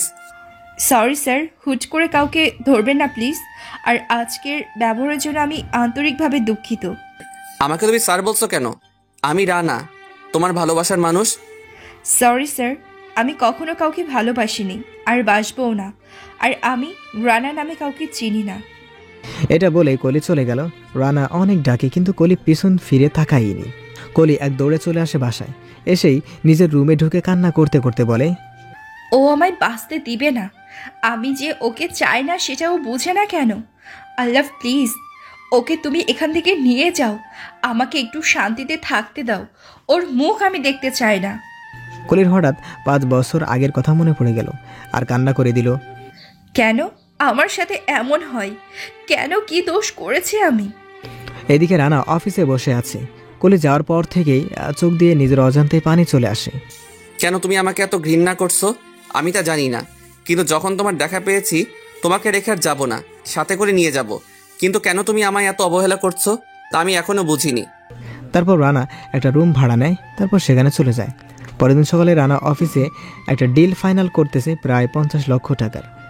এমন সময় কলি অফিসে আসে। তখন রানা সবার সামনে কলিকে ডাক দেয়, এই যে ম্যাডাম, এইদিকে আসুন। তারপর কলি চলে আসে সেখানে। তারপর অফিসের বস বলে, স্যার ওর নাম কলি, আপনি কলি বলে ডাকতে পারেন, কোনো সমস্যা নেই। ও আচ্ছা আচ্ছা, আমার একজন পিএম লাগবে। আচ্ছা স্যার, কলিকে দিলে কেমন হয়? ওকে, আপনার যেটা ভালো মনে হয়। তারপর কলি রানার পিএম না হওয়া ইচ্ছা থাকা সত্ত্বেও পিএম হতে হলো। তারপর কলিকে রানার রুমে পাঠানো হলো। কলি রানার রুমে ঢোকার সাথে সাথে দরজা বন্ধ করে ফেলে। কি ব্যাপার স্যার, আপনি দরজা বন্ধ করছেন কেন? আবার স্যার? তারপর কলি রানার কাছে এসেই কলির হাত দুটো ধরে কেঁদে দেয় এবং বলে, প্লিজ কলি, ফিরে এসো আমার দুনিয়ায়। তোমাকে ছাড়া আমি শূন্য। আমার আকাশে তুমি না থাকলে রৌদ্র ও সূর্য ওঠে না। তুমি না থাকলে আমি একদমই একা। প্লিজ ফিরে এসো। কলি কিছু বলছে না, শুধু তাকিয়ে আছে।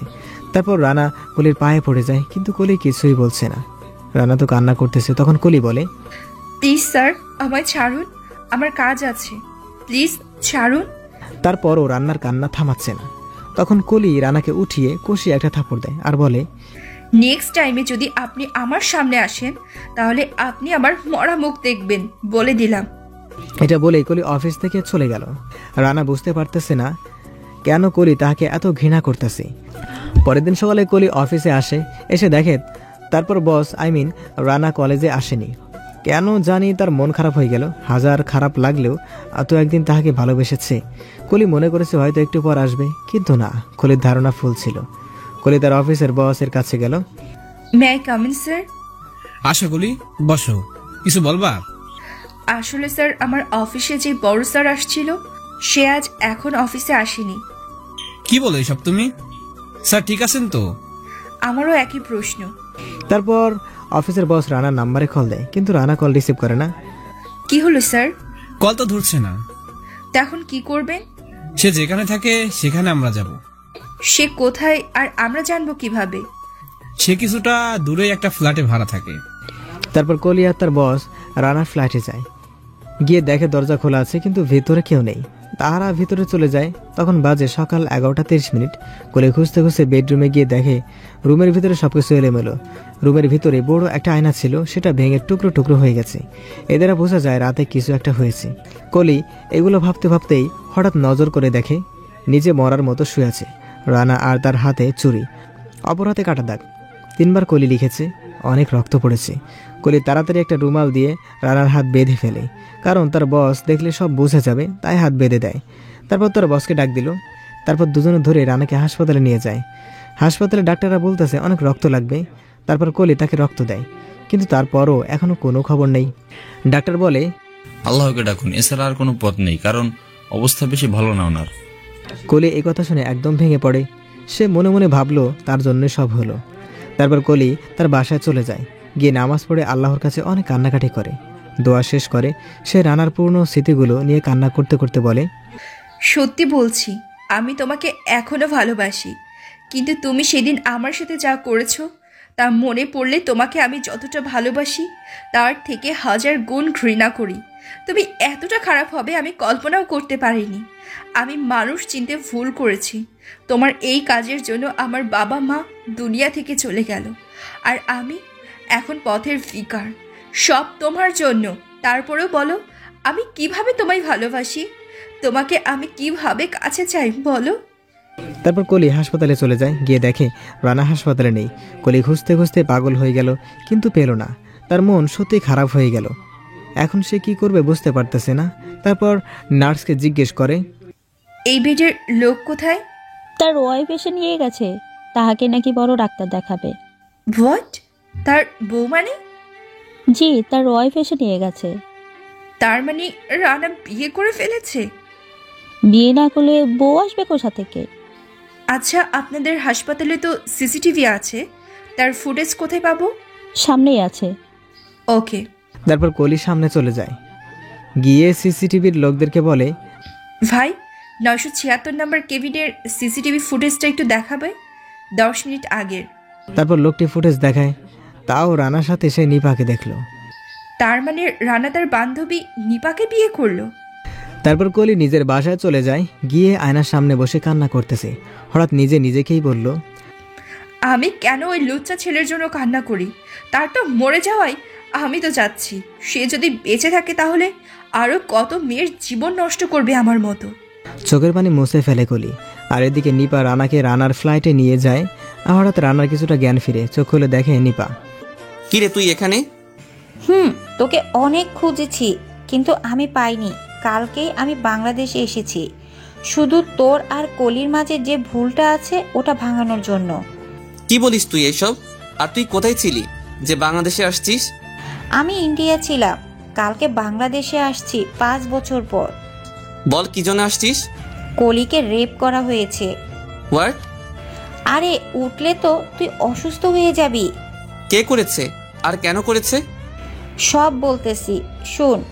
এমন সময় নিপার স্বামী আসলো। এসে নিপাকে বলল, এই নিপা চলো, সময় হয়ে যাচ্ছে। একটু কথা বলে আসছি, তুমি যাও। এই লোকটা কে রে নিপা? আমার স্বামী। তোর বিয়ে হয়েছে আর আমি জানলাম না কেন? এই তুমি থাকো, আমি চলে যাই। এটা বলে শাকিল চলে গেল। নিপা ঘড়ির দিকে তাকিয়ে দেখে 20 মিনিটের মধ্যে তাদেরকে বিমানবন্দরে যেতে হবে। তাই নিপাও চলে যায়। রানাকে পুরো কথাটা বলার সুযোগও পেল না। কলিকে রেপ করেছে কে বলে যা। আগামী পরশু আমি আবার বাংলাদেশে আসব, তখন সব বলবো তোমায়। এটা বলে নিপা চলে গেল। রানা কিছুটা অসুস্থ, তারপরও অফিসে গেল, কারণ কিছু পেপারে সাইন করতে হবে। রানা রেডি হয়ে অফিসে চলে যায়, হাতে ব্যান্ডেজ, তারপর নিজের ক্যাবিনে গিয়ে বসে। কিছুক্ষণ পর কলি আসে। May I come in sir? Yes, coming. তারপর রানা দেখে কলি আসতেছে, তাই রানা তার চেয়ার ঘুরে বসলো। কলির দিকে পিটপিট করে বসে আছে। তখন কলি বলল, স্যার এখন কেমন আছেন? আর আপনার বউ নিপা ভাবি কোথায়? আমি কেমন আছি মানে? আমার কি হয়েছে? আমি তো ঠিক আছি। আর নিপা আমার বউ বা হবে কেন? তার তো স্বামী অন্য কেউ।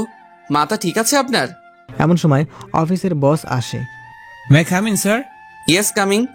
স্যার, শরীরের খবর কি? আর হাত কাটছে বা কি করে? কে বলছে আপনাদেরকে আমি অসুস্থ? স্যার, আপনি সেদিন অফিসে আসেননি বলে কলি আমাকে বলল। তারপর অনেক কল দেই, আপনি কল রিসিভ করেননি। তারপর আপনার বাসায় আমরা দুজন গেলাম। কলি আপনাকে খুঁজতে খুঁজতে আপনার বেডরুমে গিয়ে আপনাকে রক্তাক্ত অবস্থায় পায়। তারপর আমরা দুজনে আপনাকে হাসপাতালে নিয়ে যাই। তারপর ডাক্তার এসে বলে রক্ত লাগবে। হঠাৎ রক্ত কোথায় পাবো? কি ভাগ্য আমাদের, হঠাৎ কলি বলল আপনার রক্ত আর তার রক্ত এক, তাই কলি আপনাকে রক্ত দিল। তারপর আমরা চলে আসি। কিছুক্ষণ পর কলি নাকি হাসপাতালে গিয়ে শুনে আপনার বউ আপনাকে নিয়ে গিয়েছে। কথা শুনে রানা বসা থেকে দাঁড়িয়ে গেল। কলির দিকে তাকাতেও পারছে না, কারণ কলি যে তাহাকে কসম দিয়েছে তাই। হঠাৎ অফিসের বসের মোবাইলে একটা কল আসে আর বস চলে যায়। তখন রানা কলির দিকে পিঠ দিয়ে দাঁড়িয়ে বলতেছে, কেন আমাকে বাঁচালেন? আপনি তো আমাকে দেখলে আত্মহত্যা করবেন বলছেন। আমি মরে গেলে তো আপনি ভালো থাকতেন, কিন্তু কেন বাঁচালেন? আমি আপনার মতো একটা মানুষ রূপে পশুকে জীবনেও বাঁচাইতাম না। আমি আমার ভালোবাসার মানুষকে বাঁচাইছি, কারণ এক সময় আমি আপনাকে ভালোবাসতাম। এখন আমি আপনাকে আগে যতটা ভালোবাসতাম তার থেকেও বেশি ঘৃণা করি। রানা কলির কাছে গিয়ে হাত জোর করে কলির পায়ের কাছে পড়ে বলে, প্লিজ কলি, আমার দোষটা একটু বলো। আমি তোমাকে অনেক ভালোবাসি। তোমার এই কথাগুলো আমি সইতে পারতেছি না। প্লিজ আমায় তোমার ভালোবাসা ভিক্ষা দাও। আপনি কি চান আমি নিজেকে শেষ করে ফেলি? এই নাও, এই ছুরিটা দিয়ে আমায় শেষ করে দাও। তবু একটু বলো আমার দোষ কোথায়? আমি যে তোমায় ভালোবাসি। ভালোবাসি কথাটা বলার সাথে সাথে কলি রানার গালে কষে একটা থাপ্পড় মারে। কি চাস তুই? একবার ভালোবাসি বলিস, আবার আমার সব সম্পত্তির দামি সম্পদ তুই টাকা নিয়ে গেছিস। আর কি চাস তুই আমার কাছে? তোর জন্য আমি আমার মা বাবাকে হারিয়েছি। তুই একটা খুনি। আমার চোখে তোর মতো খুনিকে আমি ভালোবাসবো? বিশ্বাস করো কলি, তোমার কথা ভুল হচ্ছে। যেই জীবন আমি শুরুই করিনি, আমি সেই জীবন শেষ করব কেন? আর আমি তোমার দামি জিনিস কি নষ্ট করেছি? আর আমার সাথে তোমার বাবা মা মরার সম্পর্ক কিভাবে? বাহ বাহ বাহ, তুই তো ভালোই অভিনয় জানিস। শোন, এই ভদ্র মুখোশটা খুলে সিনেমায় যোগ দে, তাহলে সত্যি তুই অভিনয়ের সেরা হবি। তারপর রানা আবার কলির হাত ধরে বলতেছে, বিশ্বাস করো আমি এখনো তোমাকে ভালোবাসি। তোমার কোথাও ভুল হচ্ছে। একবার ভালোবাসি বলে আমি সব নষ্ট করেও শান্তি পাসনি। ওকে, এই নে, বাকিটা লুটে ফেল, তবুও আমার সামনে আর আসিস না। এটা বলেই কলি তার বুক থেকে ওড়নাটা খুলে ফেলে দেয় আর জামার হাতা খুলে ছিঁড়ে ফেলে আর রানার দিকে আগাতে থাকে। ঠিক তখনই রানা কলির গালে কষে একটা থাপ্পড় মেরে ওড়নাটা কলির বুকে দিয়ে নিজের গা থেকে শার্ট খুলে কলির গায়ে দিয়ে বলে, আমি জানি না আমার দোষটা কোথায়, কিন্তু একটা কথা মনে রাখবে, আমি তোমায় ভালোবাসি, তোমার শরীরকে নয়। আর অতি তাড়াতাড়ি তুমি তোমার ভুল বুঝতে পারবে, তখন কিন্তু অনেক আফসোস করবে। আর একটা কথা, আমি জীবনেও আর নিজের থেকে তোমার সামনে আসবো না। তারপর রানা একটা কাগজে সাইন করে, যেটা 20 কোটি টাকার চেক ছিল। এই নাও, তোমার বসকে দিও, তাহাকে বলিও আমি আজই চলে যাব এখান থেকে। তারপর রানা চলে গেল। কলি বসে পড়লো আর কান্না করতেছে, চিৎকার করে কান্না করে। এদিকে রানা অফিস থেকে বের হয়ে গেল, সবাই পেছন থেকে ডাকতেছে, কিন্তু রানা চলে গেল। অফিসের বস এসে দেখে কলিও কান্না করতেছে। বস এসে অনেক কিছু জিজ্ঞেস করে, কিন্তু কলি কিছু না বলে শুধু চেকটা বসের হাতে দিয়ে কান্না করতে করতে সে অফিস থেকে চলে গেল। রানা নিজের ফ্ল্যাটে গিয়ে সব কিছু এলোমেলো করে, শুধু প্রয়োজনীয় জিনিসপত্র নিয়ে চলে গেল। এদিকে কলি বাসায় এসে কান্না করতেছে, সে নিজেকে দোষ দিতেছে, আজ রানাকে একটু বেশি অপমান করেছে। কিন্তু কি করবে, কলির চোখে যে রানা একটা পশু। হঠাৎ কলির ফোনে একটা কল আসে, কলটা রিসিভ করে কলি। হ্যালো, আপনি কি কলি? কে আপনি? আমি কে সেটা পরে বলি, আপনাকে একটা কথা বলতেছি, শুনুন। বলে। কলের অপর পাশ থেকে কলি যা শুনলো তা শোনার জন্য কলি মোটেও প্রস্তুত ছিল না। কথা শোনার সাথে সাথে কলির হাত থেকে মোবাইলটা পড়ে গেল। কলি দাঁড়ানো থেকে হঠাৎ বসে পড়ল। কলির অপর পাশ থেকে নিপা কল দিয়েছিল। কলের শুরু থেকে, আপনাকে রানা ভাই ধর্ষণ করেনি, আপনাকে সেদিন বিপ্লবের বাবার লোক ধর্ষণ করেছে। রানাকে কষ্ট দেওয়ার জন্য, আপনাকে রানার জীবন থেকে কেড়ে নিয়ে রানাকে শূন্য করার জন্য সেই দিন তার লোকেরা রানার মুখোশের মতো মুখোশ বানিয়ে তারা সেগুলো পরে এসেছে আর আপনাকে জোর করে ধর্ষণ করে ফেলেছে। আর রানা আপনাকে অনেক ভালোবাসে। সেই দিন আপনার সাথে দেখা করার ছিল। সেই দিন সে গ্রামে ছিল, মিষ্টিদের বাসায়। আমি আপনার নাম্বার অনেক খুঁজে আজ পেলাম। রানাকে আপনি ভুল বুঝছেন না, প্লিজ। আপনি কে যে আপনি এত কিছু জানেন? আর আপনি এত শিওর কিভাবে যে রানা সেই দিন ছিল না? আমি হলাম নিপা, রানার বন্ধু। তুমি? কথা শোনার সাথে সাথে কলির হাত থেকে মোবাইলটা পড়ে গেল। কলি দাঁড়ানো থেকে হঠাৎ বসে পড়ল। সে এখন নিজেকেই দোষ দিতেছে। এখন আমি কি করব? আমি আমার সত্যিকারের ভালোবাসা বুঝতে পারিনি। আমি রানাকে কত অপমান করেছি তাকে একটুও বুঝতে চাইনি। আমি চোখের দেখায় আমি আমার ভালোবাসার মানুষকে ঘৃণা করে ফেলেছি, যে আমায় পাগলের মতো ভালোবেসেছে, আর আমি কিনা তাকে অপমান করে। ছি ছি ছি, আমি কোন মুখে তার সামনে গিয়ে দাঁড়াবো? আমি সব নষ্ট হয়ে গেছি। আমার ভালোবাসা তো দূরের কথা, আমি কি তার কাছে ক্ষমা পাবো নাকি? এখনই আমি তার কাছে গিয়ে ক্ষমা চাইবো। এটা বলে কলি তাড়াতাড়ি বের হয়ে গেল রানার কাছে যাওয়ার জন্য। এদিকে রানা অফিস থেকে রুমে গিয়ে নিজের শহরের উদ্দেশ্যে রওনা হলো। পথে গাড়ির মধ্যে থাকা অবস্থায় নিপা কল দিল। হ্যালো রানা। কে নিপা? কলি তোমাকে কেন ঘৃণা করে জানো? না, কেন, তুমি জানো? একটু পিছনে চলে আসো। সেই দিন, যেই দিন তোমার কলির সাথে দেখা করার কথা ছিল, অতীত। সেই দিন তুমি কলির সাথে দেখা করনি, কিন্তু এই সুযোগে বিপ্লবের বাবার লোক ঠিক করে। আর আমি ভালোবাসতাম তোমাকে, তাই আমি কলিকে সেই দিন ফলো করি। তুমি কি কলিকে সত্যি ভালোবাসো নাকি শুধু অভিনয়? কিন্তু ঘটনাক্রমে আমি জানতে পারলাম তুমি মিষ্টিদের বাসায় গিয়ে আটকে পড়েছো, তাই আসতে পারবে না। এটা আমি কলিকে বলতে গেলাম। কলির কাছাকাছি যেতেই দেখি একটা গাড়ি আসে, আর গাড়ি থেকে তুমি আর কয়েকজন পোলাপাইন নামছো। সরি কলি, একটু লেট হয়ে গেছে। সমস্যা নেই। আচ্ছা, আমরা কোথাও গিয়ে কথা বলি। কিন্তু ওরা কারা? ওরা আমার ফ্রেন্ড। ওরা সামনেই নেমে যাবে, তারপর আমরা একটু একা কথা বলবো। ওকে চলো। তারপর কলিকে নিয়ে তুমি গাড়িতে ওঠো। আমার ব্যাপারটা একটু সন্দেহ লেগেছে, তাই আমি আন্টিকে কল দিয়ে জিজ্ঞেস করি, হ্যালো আন্টি, রানা কোথায়? সে তো গতকালকে মিষ্টিদের বাসায় গিয়েছে, সে কালকে ছাড়া আসতে পারবে না। তারপর আমি ডিপ্রেশনে পড়ে গেলাম, তাই আমি তোমাদের পিছু নিলাম। কিছুক্ষণ পর দেখি তুমি গাড়িটা একটা জঙ্গলে নিয়ে গিয়েছো। গাড়ির ভেতর থেকে কি হয়েছে আমি তা জানতে পারিনি, কিন্তু কলিকে তুমি গাড়ি থেকে জোর করে নামিয়ে নিয়ে যাচ্ছ। কলি তো চিৎকার দিয়েই যাচ্ছে, প্লিজ রানা, আমায় ছেড়ে দাও, আমি তোমায় ভালোবাসি। তুমি কলির কোনো কথাই শোনোনি। তারপর তুমি কলিকে নিয়ে যাও। আমি পিছু পিছু গেলাম। তারপর তুমি কলির সব থেকে দামি জিনিসটা কেড়ে নিয়েছো, যা আমার মুঠোফোনের ভিডিও করে ফেলেছি। তোমরা কলিকে ধর্ষণ করে চলে এসেছো। এমন সময় আমি আড়াল হলাম। তখন যে লোকটা তোমার মুখোশ পরেছে, সেই লোকটা বিপ্লবের বাবাকে কল দেয় আর মুখোশ খুলে ফেলে। এমপি সাহেব, আমি আপনার কথা রেখেছি। রানা আর কলির মাঝে দূরত্ব সৃষ্টি করে দিয়েছি। আপনার ছেলে বিপ্লবের খুনের প্রতিশোধ নিয়ে ফেলেছি। তারপর লোকগুলো আমাকে দেখে ফেলে হঠাৎ করে। এই ওকে ধর তোরা। তারপর আমাকে তাড়া করে। আমি দৌড়াতে গিয়ে আমার বর্তমান স্বামীর বুকে গিয়ে পড়লাম। তারপর সে লোকগুলো থেকে আমায় বাঁচায়। তারপর সে প্রতিদান হিসাবে আমাকে চায়। তাই 2 দিন পর তার সাথে আমার বিয়ে হয়।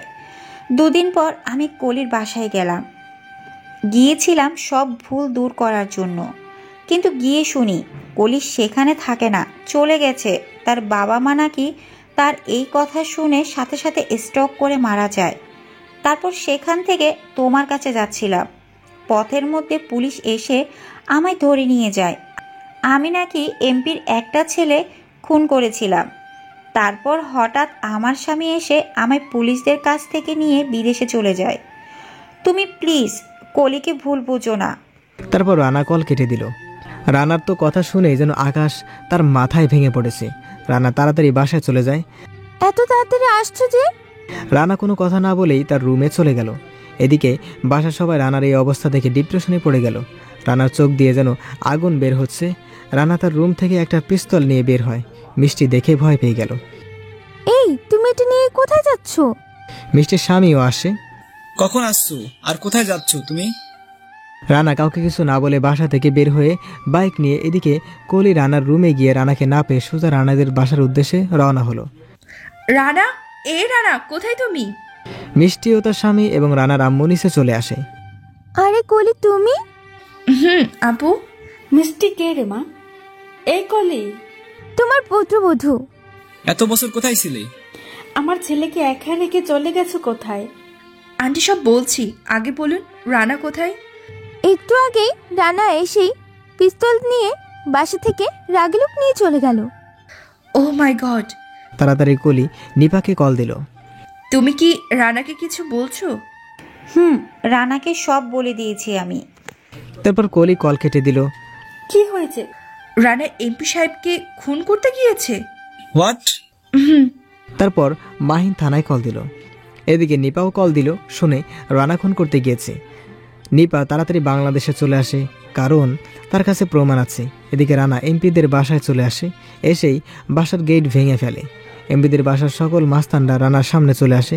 একে একে রানা সবাইকে গুলি করে, যার কারণে সবাই শুয়ে পড়ে। এদিকে এমপিকে ইচ্ছামতো মারে রানা। মেরে আধামারা করে তার সামনে বসে বলে, তুই কি ভেবেছিস আমার কাছ থেকে কলিকে দূরে সরিয়ে তুই শান্তিতে থাকবি?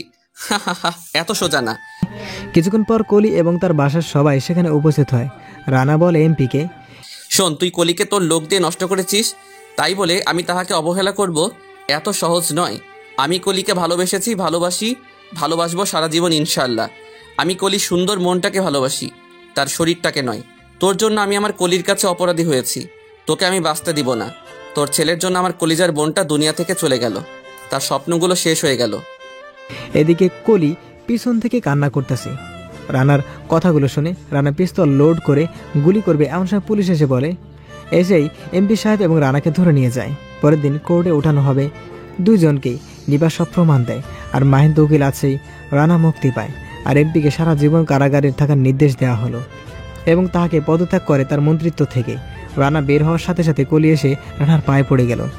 প্লিজ আমায় ক্ষমা করে দাও, আমি অনেক ভুল করেছি। তারপর রানা কলিকে পা থেকে বুকে নিয়ে সবার সামনে বলে, তোমার স্থান বুকে, পায়ে নয়। তারপরের দিন রানা আর কলির বিয়ে হয়। তারপর তাহারা সুখে শান্তিতে বসবাস করে। হ্যালো বন্ধুরা, গল্পটা কেমন লাগলো অবশ্যই কমেন্ট করে জানাবেন। আর যারা আশিক প্রিয়াঙ্কার ভয়েসে গল্প পেতে এখনও চ্যানেলটিকে সাবস্ক্রাইব করেননি, চ্যানেলটিকে অবশ্যই সাবস্ক্রাইব করবেন। ভালো থাকুন, সুস্থ থাকুন, আল্লাহ হাফেজ।